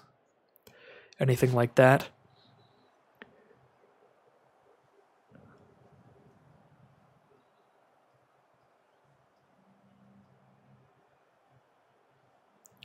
So they've drawn into a land. Now they're going through the math, seeing if they want to make an attack here. Looks like the answer is no. Elemental Expressionist is a pretty beautiful draw.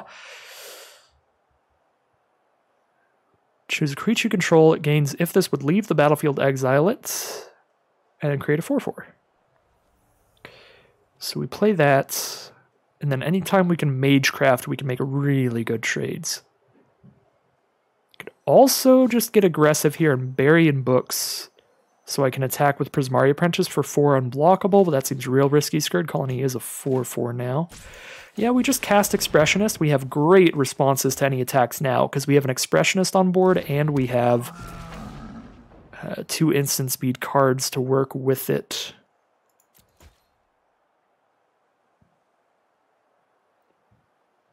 They are going to start scrying with the campus now. Anytime they don't draw into something.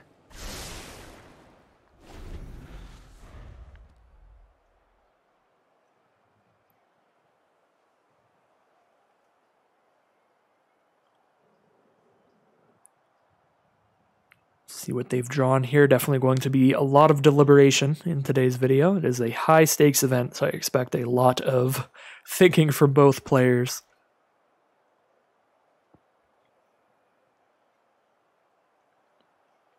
Do they have the removal for the Expressionist here? We can't respond to it anyway. There's no tapped creatures. Yeah, they do. That's pretty good.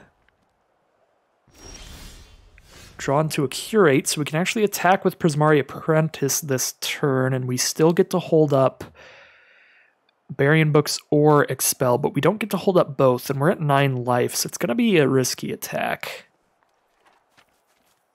I think with Burying Books and Expel, we have to still just kind of go for it, though. 1, 2, 3, 4, 5, 6. Yeah, we could cast both of these after they attack, with 6 mana up afterwards. So I will Curate here and send in the attack with Prismari Apprentice. Because casting a Burying Books also gives the Prismari Apprentice another +1/+1 counter, which is awesome. So Surveil 2, draw a card. Look at the top 2, put them into the grave if we want, and then draw.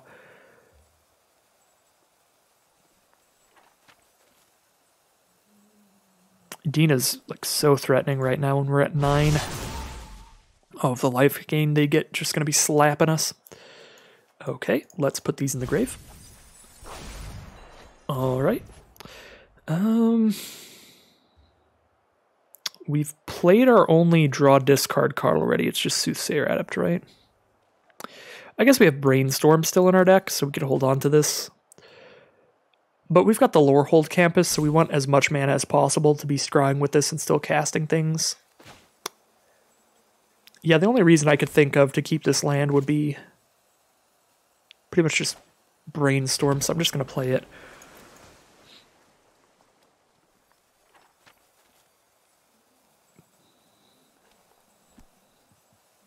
So we also have like a somewhat combo with Brainstorm of Brainstorm into just scrying the cards we put back away. It's a slower combo, but it works. Brainstorm's only 1 mana, so we'll have enough mana afterwards to scry. There are 10 here, so it's going to take 3 more hits if we bury in books and put a +1/+1 counter on Apprentice, and that's if they don't gain more life, and they're Witherbloom with a Pest token out, so it's probably going to take 4 more hits from Prismari Apprentice, even giving it a counter from burying books. Scry to the top is definitely not what we want to see. They already have a really nice board. We'll see what they are doing to add to that or push their advantage here. Just go for an attack, maybe draw into like a Snakeskin Veil or something.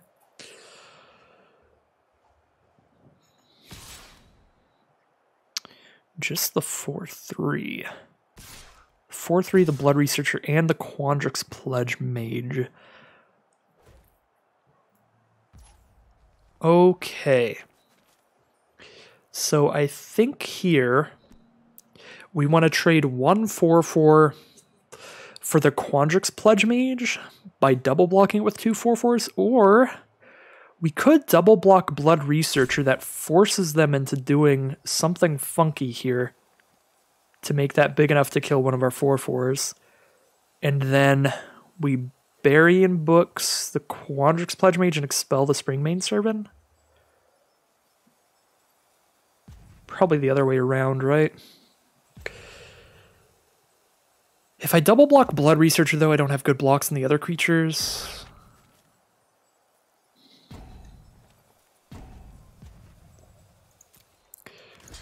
Do I go there, and then I go there? Hold up our instants? They kill one of these unless they get, like, 2 counters on Pledge Mage somehow? Oh, yeah, they have Dina's ability to instant speed to make Blood Researcher a 4/4. So I think they sack the token with Dina, if nothing else, to get in for 5 here instead of 4, because they drain us for life from the Pest token. Blood Researcher becomes a 4/4 and slaps for 4. We go down to 4 life that way.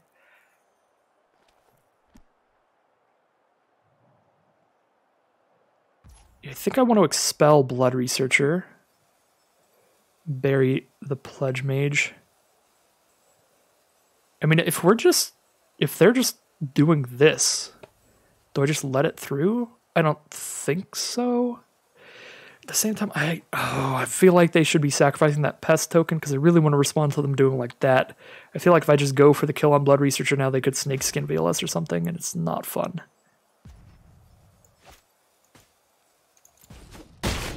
Just take it, go to 6.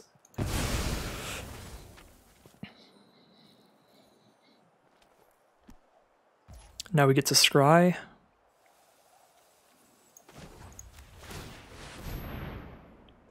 Their field is smaller, and we still have the 2 removal spells. Our field's smaller too, so we don't have as good blockers. We draw another Expel. We can Expel main phase to hit them with Prismari Apprentice, and they only have the 3 creatures out. They can sacrifice Blood Researcher in response with Dina, but we don't know what they put in their hand here. It could be the Snakeskin Veil. We'll see.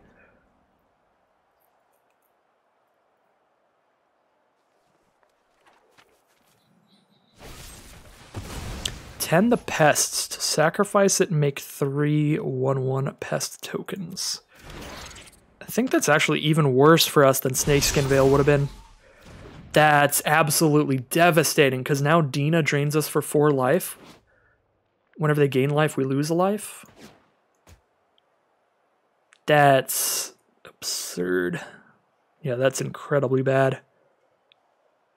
If I try to kill Dina, they can respond by sacrificing any number of pests, but if they do, they don't have the pests anymore. But if I do that, I don't have any mana up to do any more removal. So I could like Burying Books on Dina right now, but if I go for that, I guess they just like don't sacrifice pests, then they attack in with these. I don't have removal up, so I have to double block Scurrid Colony and I take all the pest damage. I don't think I can go for the Bury on Dina here. As much as I would love to, I have to let Dina just put us down to like 2.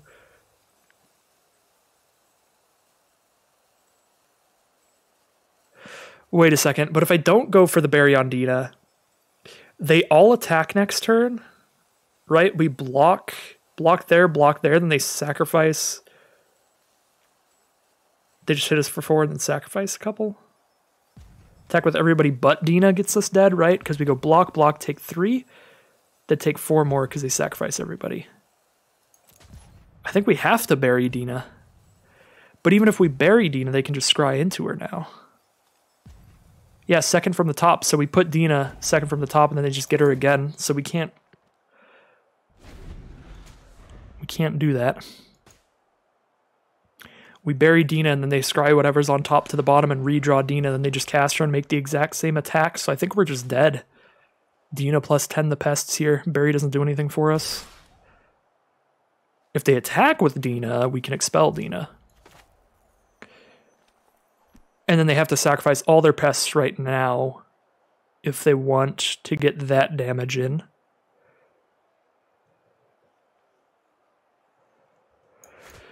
We can also double block Scurrid. Well, no, we can block Dina there.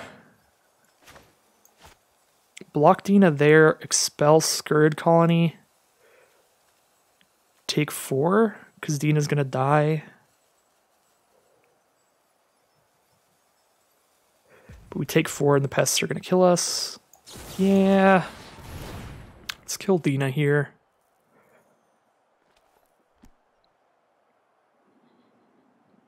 Kill Dina, throw Scurrid Colony back. Kill 2 pests. Take 2.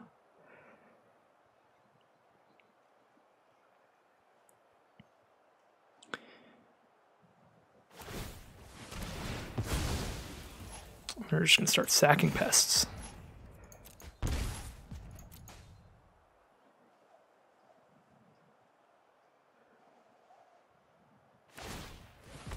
Actually, really like them sacrificing 2 pests, because then we might be able to clear the whole board. If they sacrifice any more, we could have a really low life total. And then we could definitely kill the whole board. But, yeah, we go to a really low life total. Stopping our upkeep now.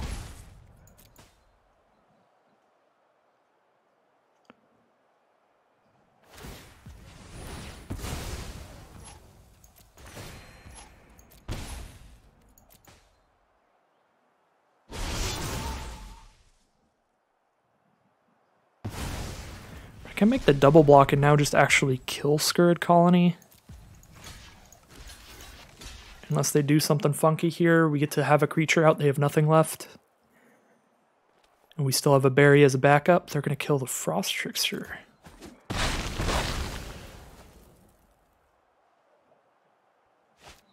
They play an Arrogant Poet because they know that that can slap us for lethal.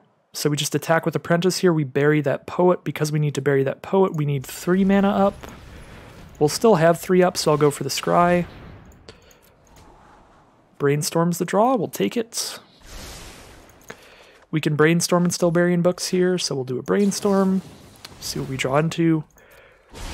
Guess we don't actually want to make Prismari Apprentice unblockable here. We'd like them to go for the block there. So we get rid of Kelpie Guide because we're going to be casting Burying Books this turn. We get rid of an Island because we're going to be casting Burying Books this turn, not Serpentine Curve. We'll wait on the curve.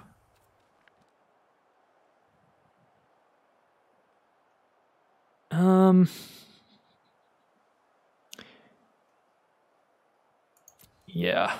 We want to draw Kelpie Guide first, though, so we can start tapping down their 2-1 with Kelpie Guide. Once they redraw it.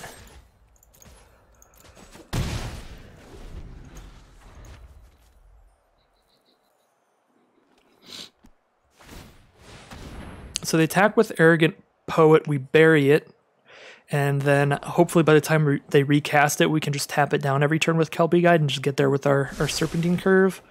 They've scryed to the top again, though, so they've got more gas coming.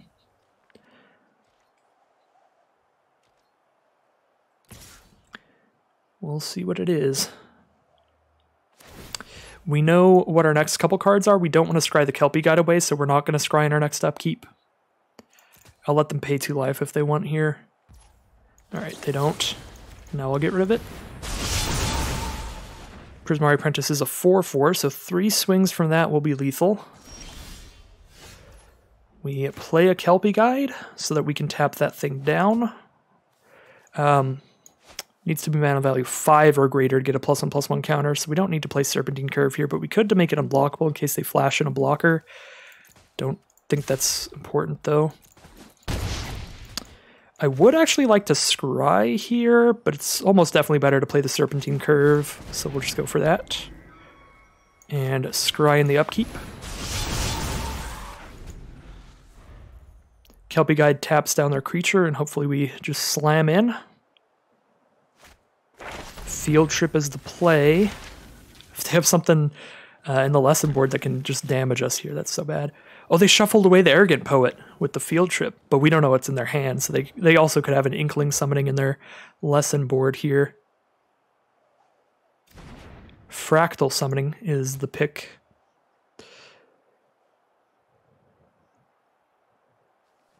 They have 5 mana. Closing Statement to kill that, but we still have 6 damage here.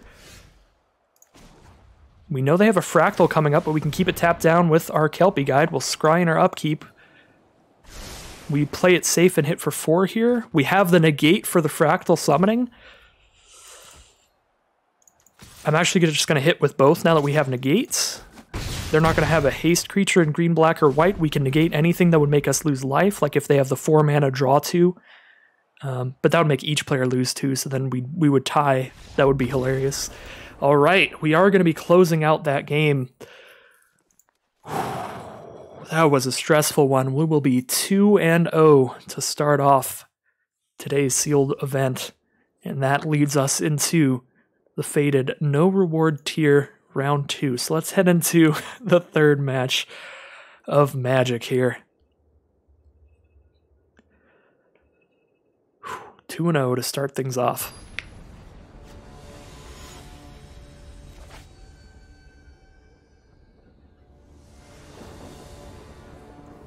All right, round 3, we've got blue and red, which are the core colors of this deck. We have an early Befuddler. We do need a white mana for Scroll Wielder, but that's one of our few white cards in the deck, so we can wait on the white mana. It's for late game shenanigans. We got Befuddler and Bury in here, so I'm going to keep this. Like, we know we get to be playing those. What are these sleeves? Whoa, these are from one of the secret layers, I'm pretty sure. Very cool. From the one with the special lands, like this is the kind of artwork they have on like the mountains and stuff. Really cool sleeves. Our opponent starts off with a swamp. We do have 4 mana now, so we know we can Serpentine Curve. Looks like they are on Silver Quill. Let's get our Befuddler out here. Slam on in, hit for 2, get this game started. Get things rolling. Don't want to play Serpentine Curve as a 1/1. I'll be entirely honest.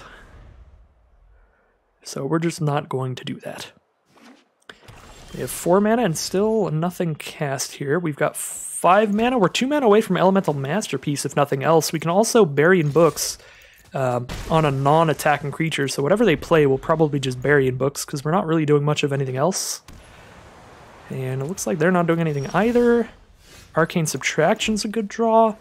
Could discard a card to draw a card with that, try to hit a land. And it's also a cheap enough spell that we could cast it to grab another lesson, then play that lesson, so Serpentine Curve is even better. I could see Arcane Subtraction just to scry to draw a card here, but I also like holding up Burying Books, so I'm just going to pass. But if we Arcane Subtraction, scry 2, draw a card, that could be a good play because it lends itself well to a possible Elemental Masterpiece next turn, which would be big. So I think that's certainly a play. We Arcane Subtraction our own Befuddler, grab our Introduction to Prophecy, and just cast it. We're just going to go to our turn. Okay. We do just hit the 7th land. Maybe they've just opened up removal for themselves? They shouldn't have a counterspell in red, white, and black here. They do just have a removal spell. They're going to go ahead and Lightning Bolt the Befuddler. That is fair enough. Did a lot of work. Burog Befuddler, this little frog boy, got him down to 12 at least, and we will Elemental Masterpiece. Now that we're at 7. Wow, they were holding on it, and I was so ready to just get mana tithed. That is, from the Mystical Archives, a counter spell that would counter it unless we pay 1. Their deck might just be removal.deck.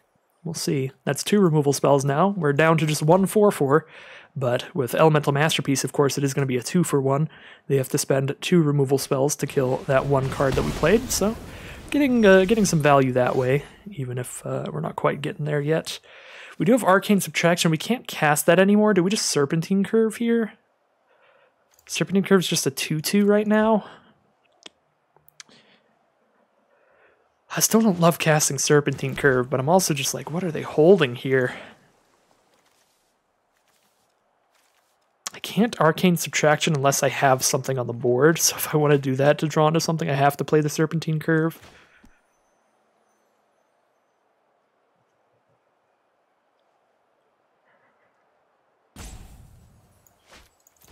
Just gonna pass and hold up the Burying Books.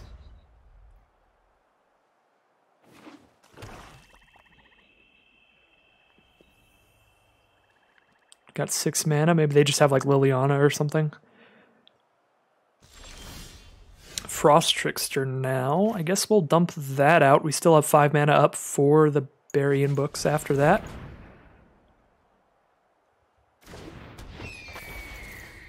It's definitely a weird game of Magic here. Looking to be a real grindy one. Probably going to start scrying with their Lorehold campus. Lorehold Command. Create a 3/2, deal 3 to a target, gain 3. If I Burying Books my own Trickster, I don't know if that counters this entirely. So I'll just Burying Books their 3/2 when they attack with it.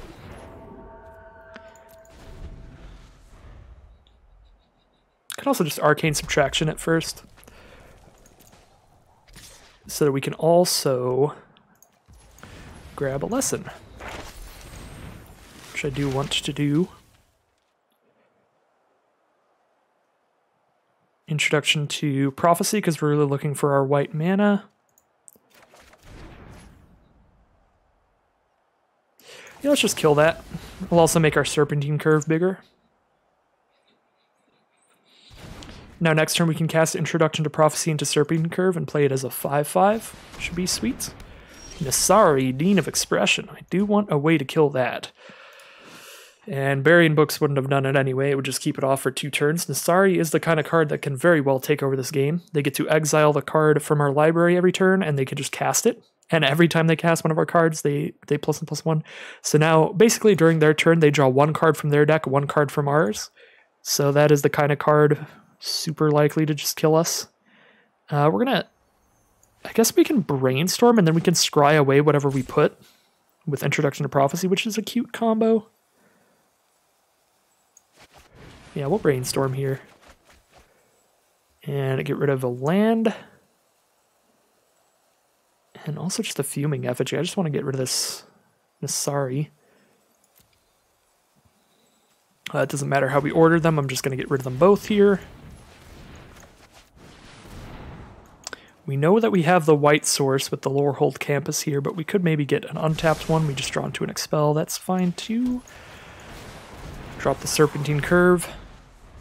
Nasari draws into a Curate for them. That's pretty great. They get to scry 2, draw a card off of that, and obviously they get a +1/+1 counter on Nasari from that effect as well. They're going to try to expel Nasari. Unfortunately, they're not going to attack into this 6/6. Could have been a reason for just holding on the Serpentine Curve, because then maybe they attack because we just don't have any creatures out, and then the expel gets the Nasari. Actually, yeah, that would have been the big brain play. I did miss that one. Just straight up don't play a creature this turn, so that maybe they actually just attack us. Since we did draw into the expel there. I think we play our Radiant Scroll Wielder. Definitely attack in. The only way they can kill this is if they double block.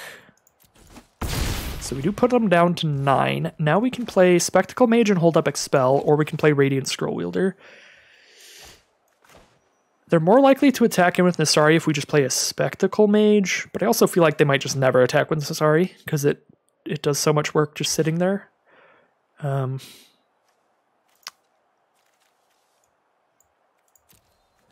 mean, they're likely to attack in either way. If we play Scroll Wielder, if they don't immediately have the removal, we start really going off with that. They're also at 9, so the flying is relevant here. I don't know. I'm going to go with the Scroll Wielder, because even if we expel it immediately, like during their turn off of their attacks, we're not stopping it from drawing a card there. We're stopping just as many draws. Since it draws during their upkeep, whether we kill it immediately or we kill it during our turn, we're going to stop it from doing just as much work. If we kill it immediately, we stop a little bit more damage. But if they don't have removal left, because they use so much in the early game, then the Radiant Scroll Wielder can get a ton of work done if we untap with it. So they do attack with the Nasari, so we are going to kill that in our next turn. But here we'll take 5. Academic Dispute to force the block with the Radiant Scroll Wielder seems good. They also learn off of it. Academic Dispute, another one of those cards that looked pretty weak at first, but with just how powerful Learn is, quickly became one of the better cards in the format, one of the more underdrafted ones. Of course, this is sealed, so it's just whatever you open.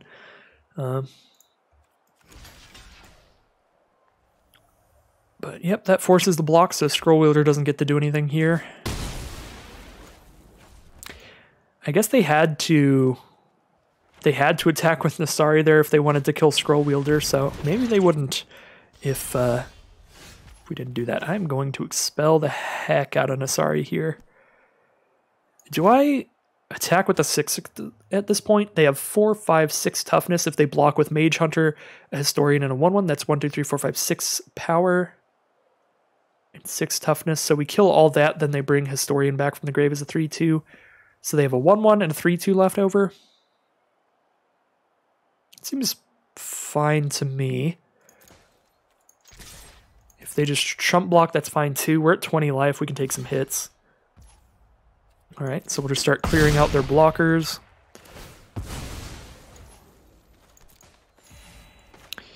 So we expel Nasari.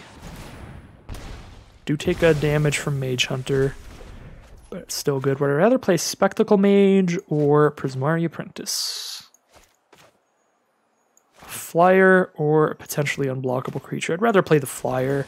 Prismari Apprentice is only unblockable when we're casting instants and sorceries. We don't know what we're going to draw into. I can put the stop on my upkeep to go ahead and scry this turn, though. They've got Igneous Inspiration, too. Our opponent's got a pretty nuts pool here. Lower Hold Command, Lightning Bolt, Igneous Inspiration, all brutally efficient removal spells.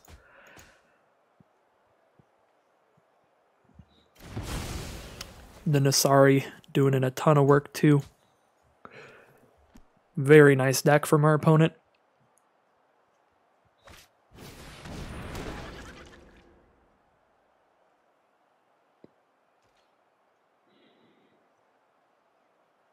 Take 6 here, go to 13. Also just take 5 here, go to 14. And then they can chump with a pest token again if they want to.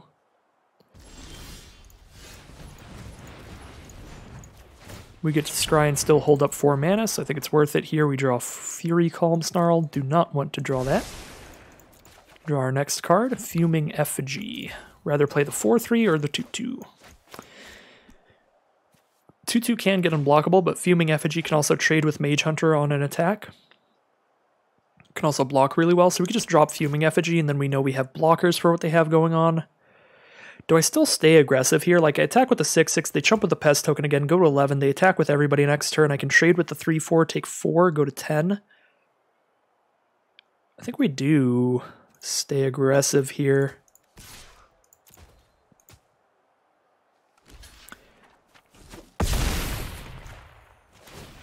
Like, if we ever get, like, too low, like, if we get to, like, 8 life or something, we can just not attack that turn.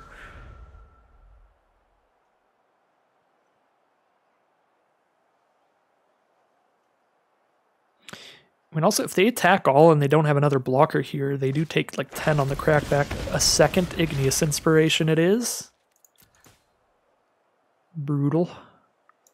My poor Spirit Boy getting right into the graveyard, and they learn another... Probably summoning here. Oh, Introduction to Prophecy. So at least they don't have like a million summoning cards to work with the learns. We are taking 5 here. They're going to hold off the Historian. It's their best trump blocker now because they can trump block with that, exile it from the graveyard, and place a 3/2 Spirit onto the board to replace it. Kelpie Guide. We can start tapping down their flyer every turn. So now we have blocks for everything they have. So we kind of just sit here now.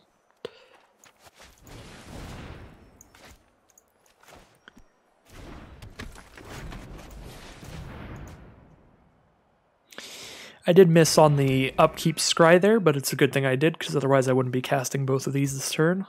So it was a lucky mistake there.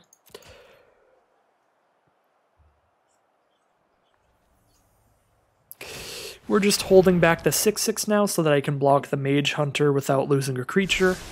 We are just going to go on the full defensive now. We're going to go down to 7 life, and then we're going to start tapping down their flyer every turn.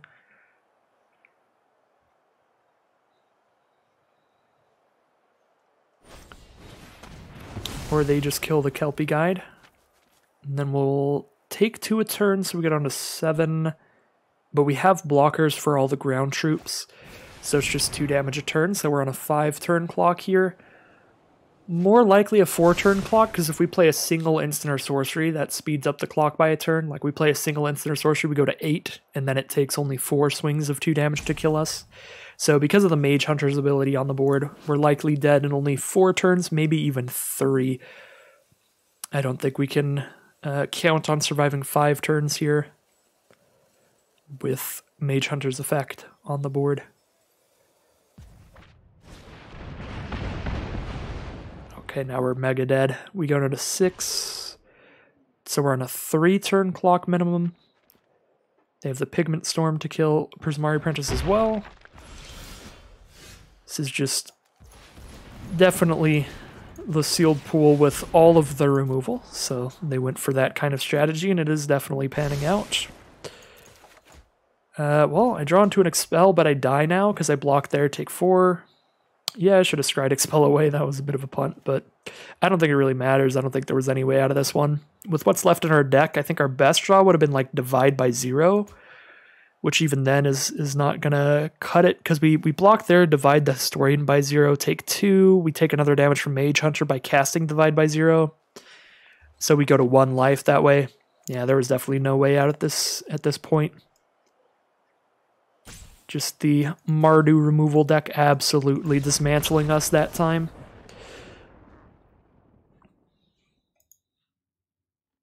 So that will put us to 2-1, first loss of the event.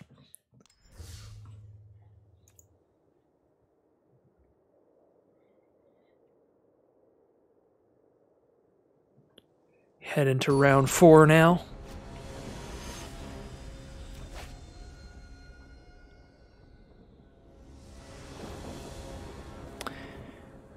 All right, we are on the play. We have that Lorehold Campus turn 1 to have all the colors we need. We have 3 mana, so we make it to Spectacle Mage here. Turn 2 Soothsayer Adept with a Curate later on, drawing us into whatever we need. I'm liking this.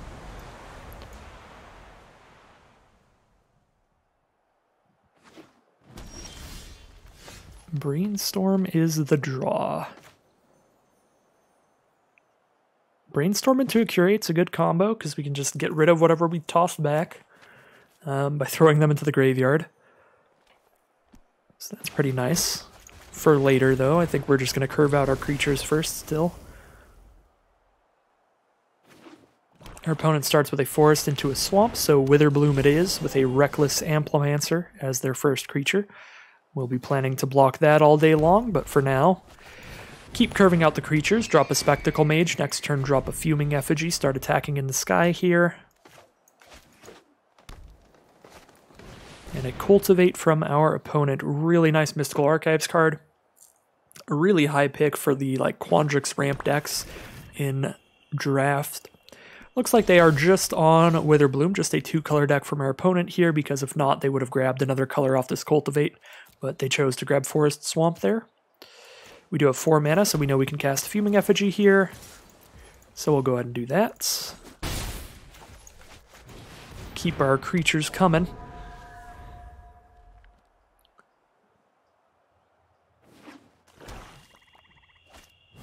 And a promising Dusk Mage from our opponent. So they have 5 toughness out, so if we attack with Fuming Effigy, they can double block it and only lose 1 creature. Expel obviously can only hit tapped stuff, so that won't help us get in. Frost Trickster, however, will.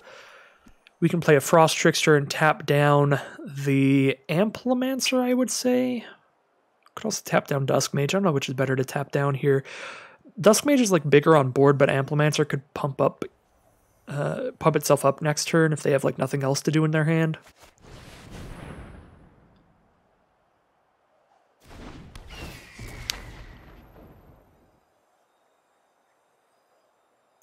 I'd rather tap down Dusk Mage here. Just bigger on board, you know. Send these in.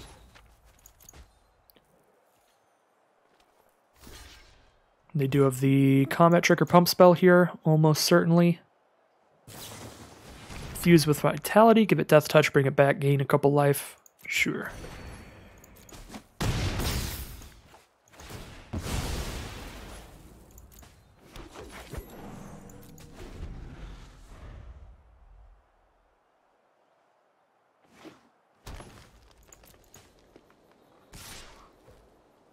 This is an easy no blocks.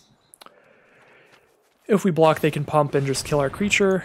And if they pump, we're not that scared about it. We just take 4, go to 16. We can outpace that right now in terms of the racing. So this might mean they just have a bunch of lands in hand, which is good for us. We'll go ahead and Brainstorm here. A couple lands, a negate.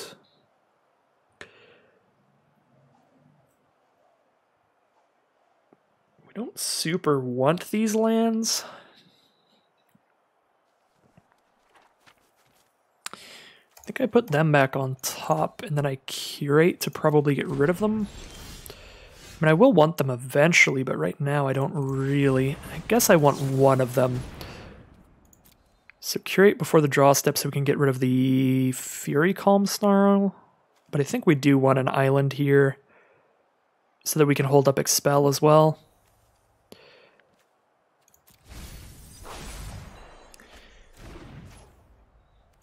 Draw for turn. Alright, we hit another land anyway. Go to the main. Alright, we're holding up a negate or an expel here, so we'll just slam in. Holding the 1/3 back to block the Dusk Mage. It stops 2 damage, whereas it only deals 1. And if we don't have to cast an expel or a negate, then we can draw a card and discard this extra land that we drew.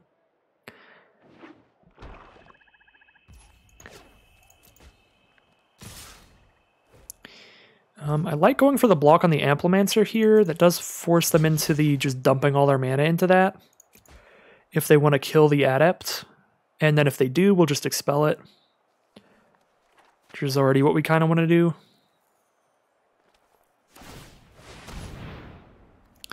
So let's see.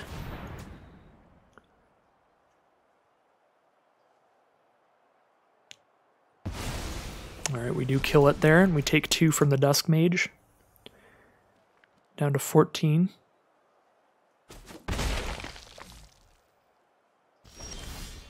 Divide by Zero is a great draw. We have a Negate and Divide by Zero, so those are the kind of cards that make me feel really comfy in this position. We're just going to keep poking them for 4 a turn.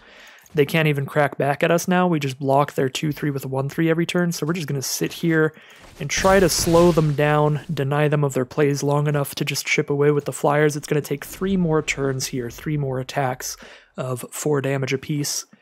Does look like they're pretty flooded out here. Callous Blood Mage is going to be the play. Even if we divide that, they'll just replay it immediately, so I don't think that that is what we want to do here. We get to let them just draw their card. They do take a damage from that, so that might speed up the clock. I don't think it will, though. They are sending in the Dusk Mage, so we will block with the Adept, and if it's like a crazy combat trick here, then I suppose we can negate it. Professor's Warning to put a +1/+1 counter on it, make it a 3/4. We could negate that. We could also divide by 0 and throw the Dusk Mage back into their hand, and they have to spend all their mana recasting that.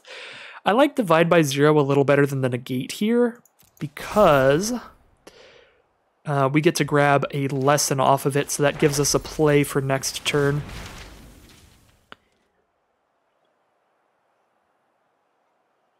We just grab like a Spirit Summoning here, I suppose.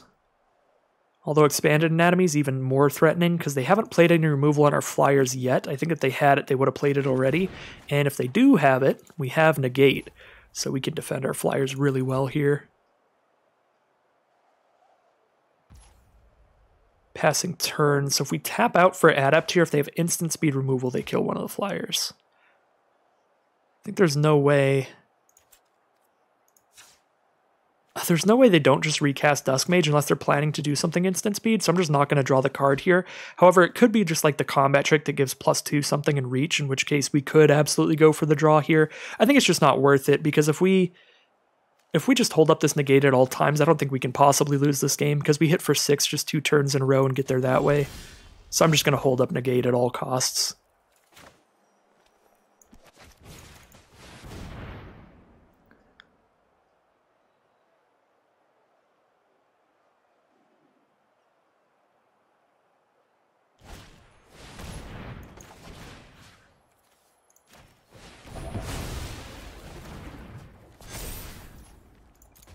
Four, 5, 6, 7. I'm going to send them with everybody.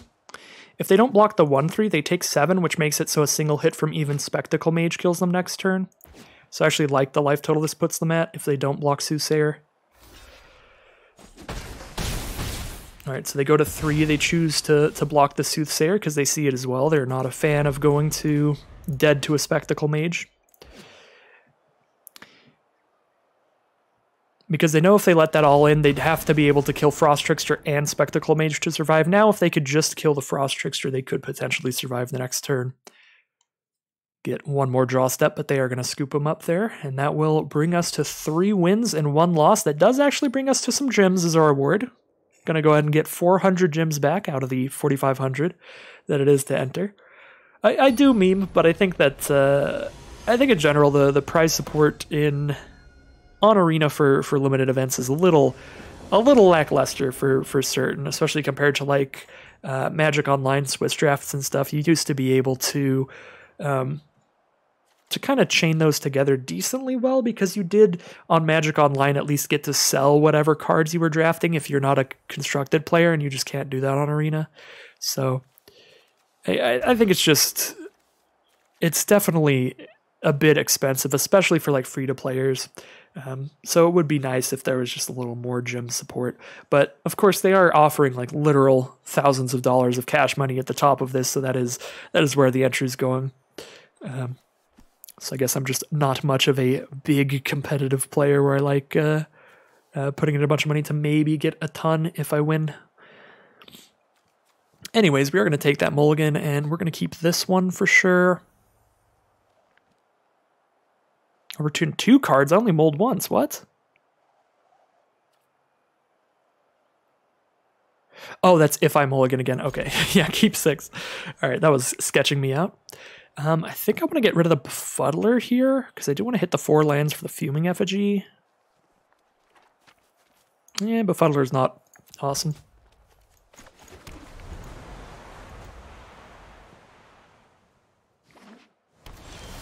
Opponent starts off with a Lorehold Campus. Looks like we did draw into a Frost Trickster, so Befuddler actually would have been a better curve if we do draw into just the good 3-drop aggressive creature. Play a 2-power creature, and then a 2-power flyer, and then a 4-power creature. Would have been pretty solid.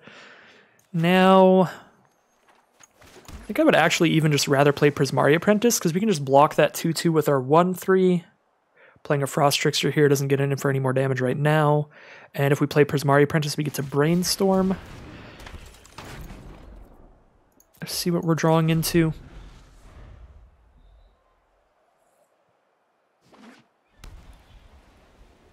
Could also hold on to the Brainstorm to be able to give Apprentice unblockable at an opportune time. You know, against a Lorehold deck, I might just straight up take this trade, to be honest.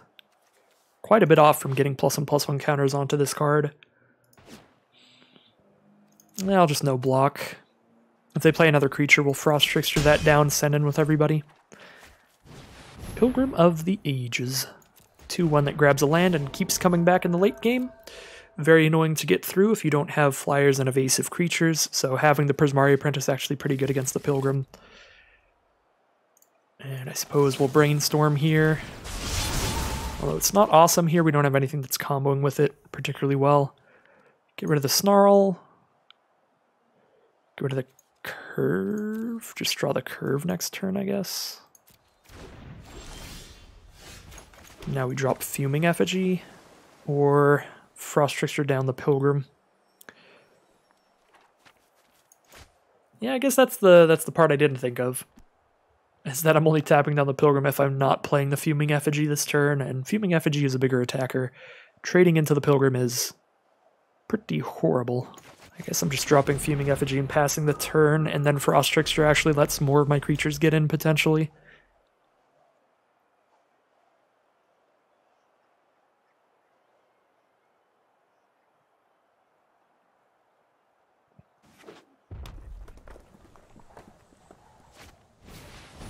Lorehold Apprentice, so whenever they Magecraft, they can just tap all their creatures to damage us instead of attacking, because all their creatures are spirits right now. Very synergistic stuff out of the Lorehold in this build.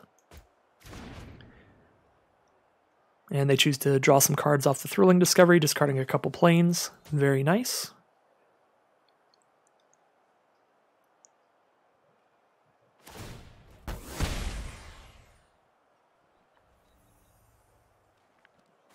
They're just going to slap us for a couple damage there, so let's just get back at him, I think. Do I want to trade Apprentices? Not really.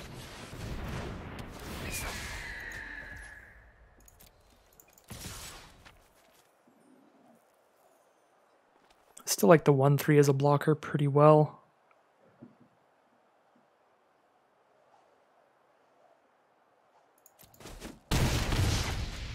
We do have like 7 mana spells in here, so I think I am going to play the 5th land.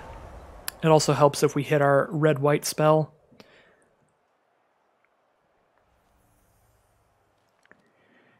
The reason for not playing it would be to discard it off Soothsayer Adept later.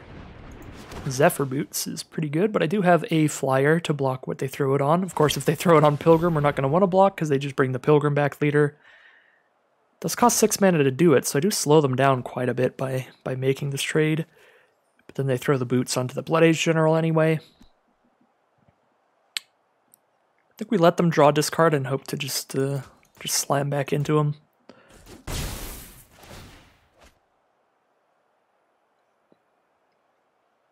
They definitely have the value this game for sure. Thrilling Discovery's drawn them into 3 cards at the cost of just a couple lands. Now they've drawn into another card at the cost of a land. Flame Scroll Celebrant out here. Really large creature if you have the mana to Fire Breathe into it. Do draw another land here. If I Serpentine Curve, I do get to attack with the Prismari Apprentice as unblockable.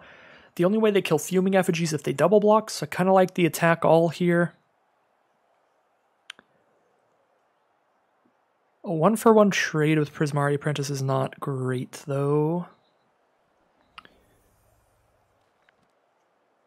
Could draw this card off Soothsayer Adept, see what we hit. And then if I get like a 3-mana spell, I can do that instead. Like an Expel for Pilgrim of the Ages could be nice. Yeah, I'll go for that here. If we hit like a really expensive instant or sorcery, we can discard it so that Serpentine Curve's bigger. Just play the Mountain Serpentine Curve after this. Curate. I actually do like Curate more than playing Serpentine Curve here. I don't know by how much, though. If I discard the Curate, though, the Curve's a 3/3, which is a pretty good blocker. I know I'm going to play one of these, because I want to make Prismari Apprentice unblockable. Yeah, I'm going to play the Curate. See what we hit off of that. And that'll fuel the curve later to be even bigger.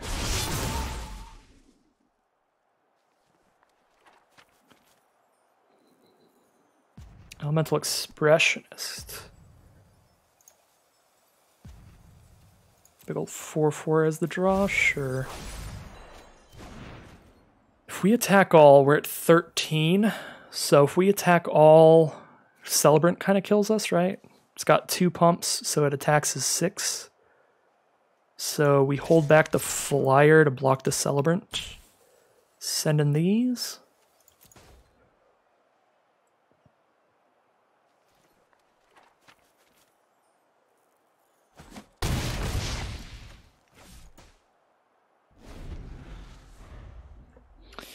I think these Zephyr Boots are probably going to get us here. Oh, good lord. Yeah, Blade Historian kind of just demolishes us. We're dead on board right now, aren't we? No, we take 12. So technically not yet. 4, 5, 6, 7. I only have 7 to crack back with. Yeah, Blade Historian is a super devastating card. I can't even say its name, that's how devastating it is. Just gonna get slammed by that. They have the Commetric too. Commetric makes it lethal. I got my finger on the trigger, I'm ready. Yep.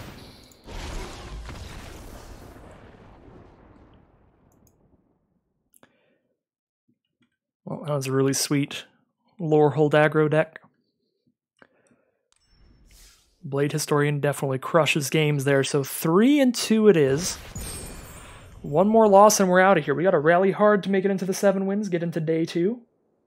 But I will do my best. As I said before, I think I've already done better with this sealed pool than I thought I would. I think this sealed pool looked pretty mediocre to me. All said and done, the learns and lessons aren't great. None of the color schemes really melded super well. And I do think that this deck has been playing pretty well. Definitely better than I thought it would. And the best out of any color scheme that I think I could have built here. So I'm happy with my performance, even if I end 3-3 here. I think that's about what we could hope for out of the sealed pool. I would say, I'd say even that's a pretty nice run for the quality of the sealed. And if we get any better, then that is just gravy. I'll be super happy with that. I'm just going to curate main phase here in case I hit a tapped land. We are going to draw into that mountain here. Do I want to draw both of these? Arcane Subtraction hits us in Introduction to Prophecy or something. Yeah, we'll hit both of them. Draw the land right now to play that. Slam in for 1. Got him down to 19. We are playing against a Quandrix deck this match. Quandrix Campus into an island and a forest. Perfect mana to start things off if they are just 2 colors. And a Cody! That's a very bad sign. If they play any basic land next turn, they can tap it for 4, which will make 1 mana of every color, and then if they cast an instant or sorcery that way, they cascade into the next cheapest instant or sorcery and cast that as well, so they start just spamming us with 2 cards a turn. Cody's a really devastating card if you have the cards to work well with it, so we definitely want to kill that as soon as possible, and we don't have any white mana right now, so we want to draw into that pretty heavily. I think to the point where we are just going to be drawing, discarding off of the Soothsayer Adept. So I think we go Prismari Apprentice Island, and then just draw discard during their end step. Because if we draw discard in our main phase, it won't even matter if we hit the island, because we can't, or if we hit the plains, because we won't have the 3 mana up for X-Spell immediately anyway. I guess we could have gone for the main phase draw discard in case we hit a tapped red-white source. We do have 2 of those. Yeah, that was, again, probably a minor little misplay there. Back at it again. The MLG plays, just hit an island anyway. But because we have 2 tapped white sources in this deck, we should be doing the draw discard in our main phase to get the white mana out sooner. Another blue. We've got Arcane Subtraction that we could cast just to hit them for 2 with Prismari Apprentice and grab a lesson. Unfortunately, we don't have a lesson that can blow up Cody. But we can take a look at our lessons and see what the best we have is here, and might as well get a couple damage in. They're not going to cast any more permanent spells as long as this is on the field, so we don't have to worry about stopping damage from a bigger creature until they learn a lesson that makes a creature. Excuse me. So they could cast a spell that learns and then pick up like elemental summoning or something like that, and then we have to worry about a creature, but for now we don't. So I'm just gonna pop off the learn, smack them for 2.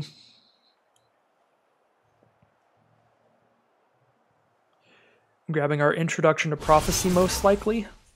And that'll also help us dig through our deck towards a land. Scry 2, draw a card looking for the white source. However, I mean, you never know. They could be running Cody just as a way to draw removal. They could be a pretty permanent heavy deck here, in which case Cody's downside is big. In draft, you can really build around Cody to where it's like no downside at all. But in sealed, it's definitely harder. So it's possible we don't even want to kill Cody. They practical research into Whirlwind Denial, so they hit a counterspell here, so that is not good for them. And they've discarded a Needlethorn Drake and a Mountain. So they discarded a permanent card there, because they can't play it right now anyway. Cody's the kind of card, it doesn't give your sorceries instant speed, so you do it during your main phase a lot in case you hit a sorcery. So they're likely to not have great blocks if they keep using Cody. Plus, we're just going to cast Introduction to Prophecy, so the Apprentice is going to be unblockable anyway. There's the white source, the Fury Calm Snarl. I would still like to do Introduction to Prophecy here, because we're not casting any of these other cards. They all require white mana, so that's going to be a while. I like all of these, Kelpie Guide and Spectacle Mage. Kelpie Guide's going to be a ways off from tapping things down. We have 6 lands out. Spectacle Mage is just going to be a flyer to start poking in the sky every turn evasively, so I like Spectacle Mage better. But I don't hate Kelpie Guide, so I think I'm going to keep it still.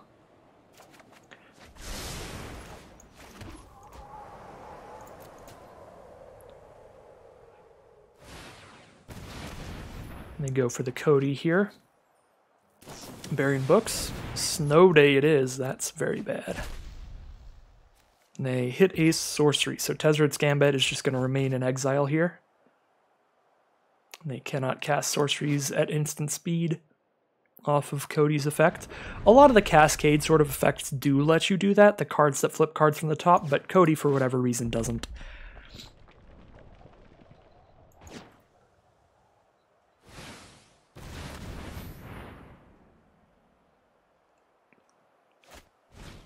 Elemental Masterpiece. Alright.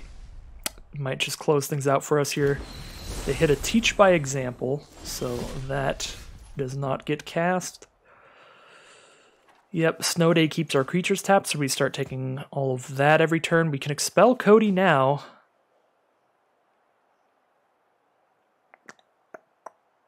But Cody's actually just not working out for them. Cody's just consistently exiling a card out of the deck for no value. So I don't even know if we want to hit Cody. I think I want to play Radiant Scroll Wielder and hope for good luck on the pickups. But if I play Scroll Builder, I am taking... Well, I'm taking 8 here. I suppose I could play Spectacle Mage and I can hold up and expel. Could also play Kelpie Guide and hold up and expel. I'm at 6 mana. I still need 2 more to to tap down their attackers. Yeah, I'd rather play the flyer then. Hold up and expel, and I think I'm actually just going to use it on a token here. Just going to let them keep doing the Cody thing. They have enough mana now, they can just hard cast things like Elemental Masterpiece. So any spells like that are already going to be plenty devastating to us. And they could just keep hitting, you know, counter spells and spells that don't work well. Divide by 0, I mean, that's really solid. Wow, I hate how Arena works with the revealed cards. Like, I should be able to know exactly what's in my opponent's deck right now, because they've revealed, like, 10 cards off of that spin, but I can't see what they just revealed. It just spams through them so fast that I don't get to see and try to figure out how many more, like, instants they have that would be at a wrong time. Like, how many more counter spells they have, how many more any of that kind of stuff, how many creatures and permanents they have in their deck. Like, that's the kind of information that you should be able to get in a competitive game like this, because they reveal the cards entirely. But on Arena, it's just like, there you go, you saw them, right? So there are a lot of little aspects like that that I do not like about Arena. Another one is the fact that they always know when you have an instant, unless you're always playing full control mode. They could divide my expel by 0 if they want here. All right. Divide by 0 to gain 4 life, I guess. Or gain 4 life to deal 4 damage.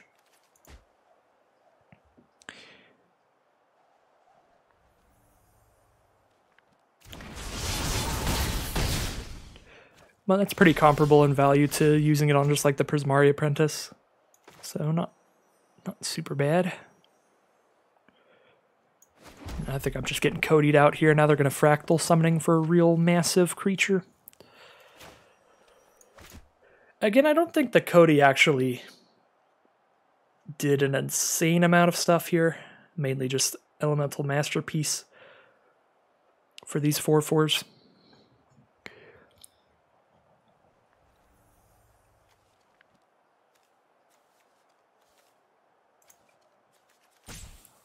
They do have a lot of good, just big spells. Snow Day, Masterpiece, Pigment Storm.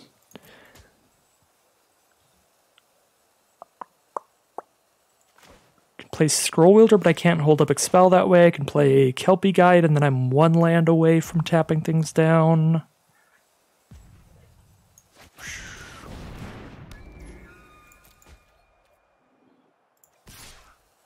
Not blocking, am I? I don't think so. I could be looting, though. I'll let Cody keep going off, because I'm pretty sure with how long it took on their last spin, they're running out of things for Cody to hit, so it's probably better for them to keep Cody on the board for me. That way they can't cast permanents at least, so they basically just get the downside. They're not likely to hit too many more things. I don't know how many cards that they flipped last time, because Arena doesn't work that way, but it looked like a lot. It looked like they had to dig really far to find something to cast off of Cody's effect last time they did it. So they're probably getting to the point where they're just running out of stuff to hit in their deck.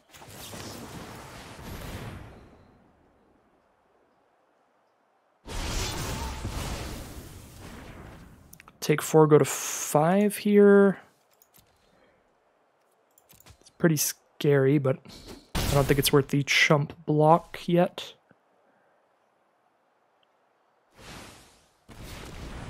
All right, they go for the Cody off the Fractal Summoning, so if they have anything left to hit, they definitely will, because Fractal Summoning is going to be massive, or Leyline Invocation as well.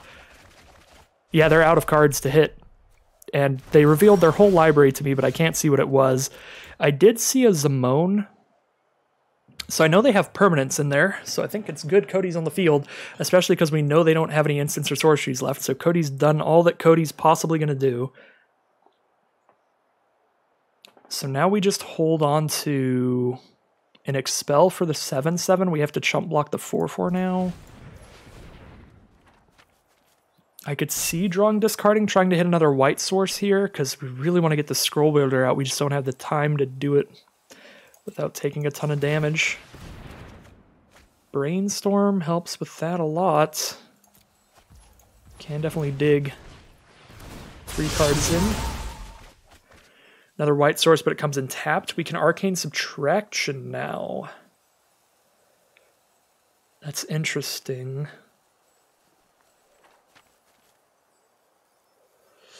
Well, we're not going to Masterpiece immediately, so we're going to put that back.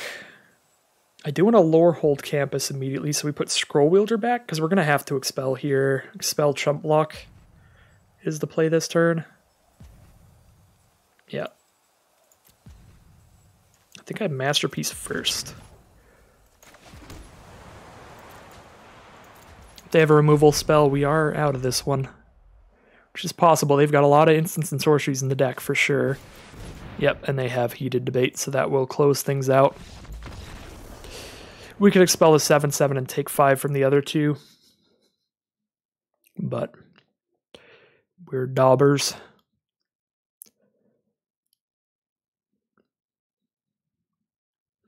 We could bank on them not attacking with Cody, but there is no universe in which they don't attack with Cody when they're out of instants and sorceries in their deck, because they just want Cody to die, so they're going to put Cody in danger as much as they can.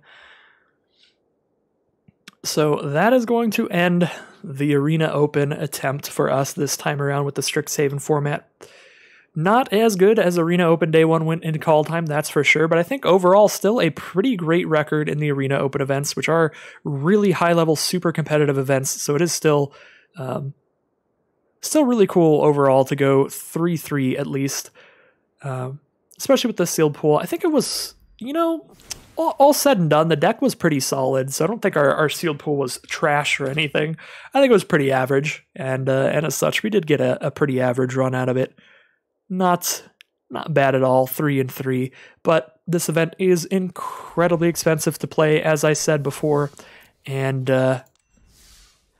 yeah, at 3-3, you only get 400 gems out of the event that you spend 4,500 into, so I am only going to do the one run just like I did last time. Of course, last time we did get that 7-win run right off the bat. That was super cool, but I think that is going to end the Arena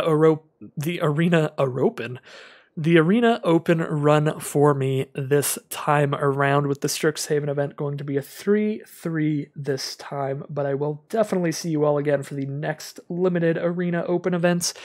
I am going to assume the next one will be for Dungeons & Dragons of Adventures in the Forgotten Realms, the next Magic set coming out on Arena, so I am super pumped for that. But maybe these do well enough that they'll just start doing them every month or something, in which case I'll see you again for the next one of these if they do another Strixhaven one. But we'll go ahead and claim our 400 gems, see whatever, if we got any packs on the Mastery Tree. Nope, didn't level up on the Mastery Tree, so no packs to open at the end of this video either. So that will end today's video. As always, I'd like to thank you very much for watching. Anybody who stumbled upon this video looking for big high-level competitive content, I hope that you enjoyed the intermediate level player here playing some games. If you stuck around this long, I'm sure you did. Enjoyed at least a little bit. So thank you everybody for stopping by if you are new to the channel, and everybody who's been around for a while. Definitely a lot of great support this year. Thank you all very much for that. But as always, thank you very much for watching, and I'll see you again very soon for some more Magic Arena content.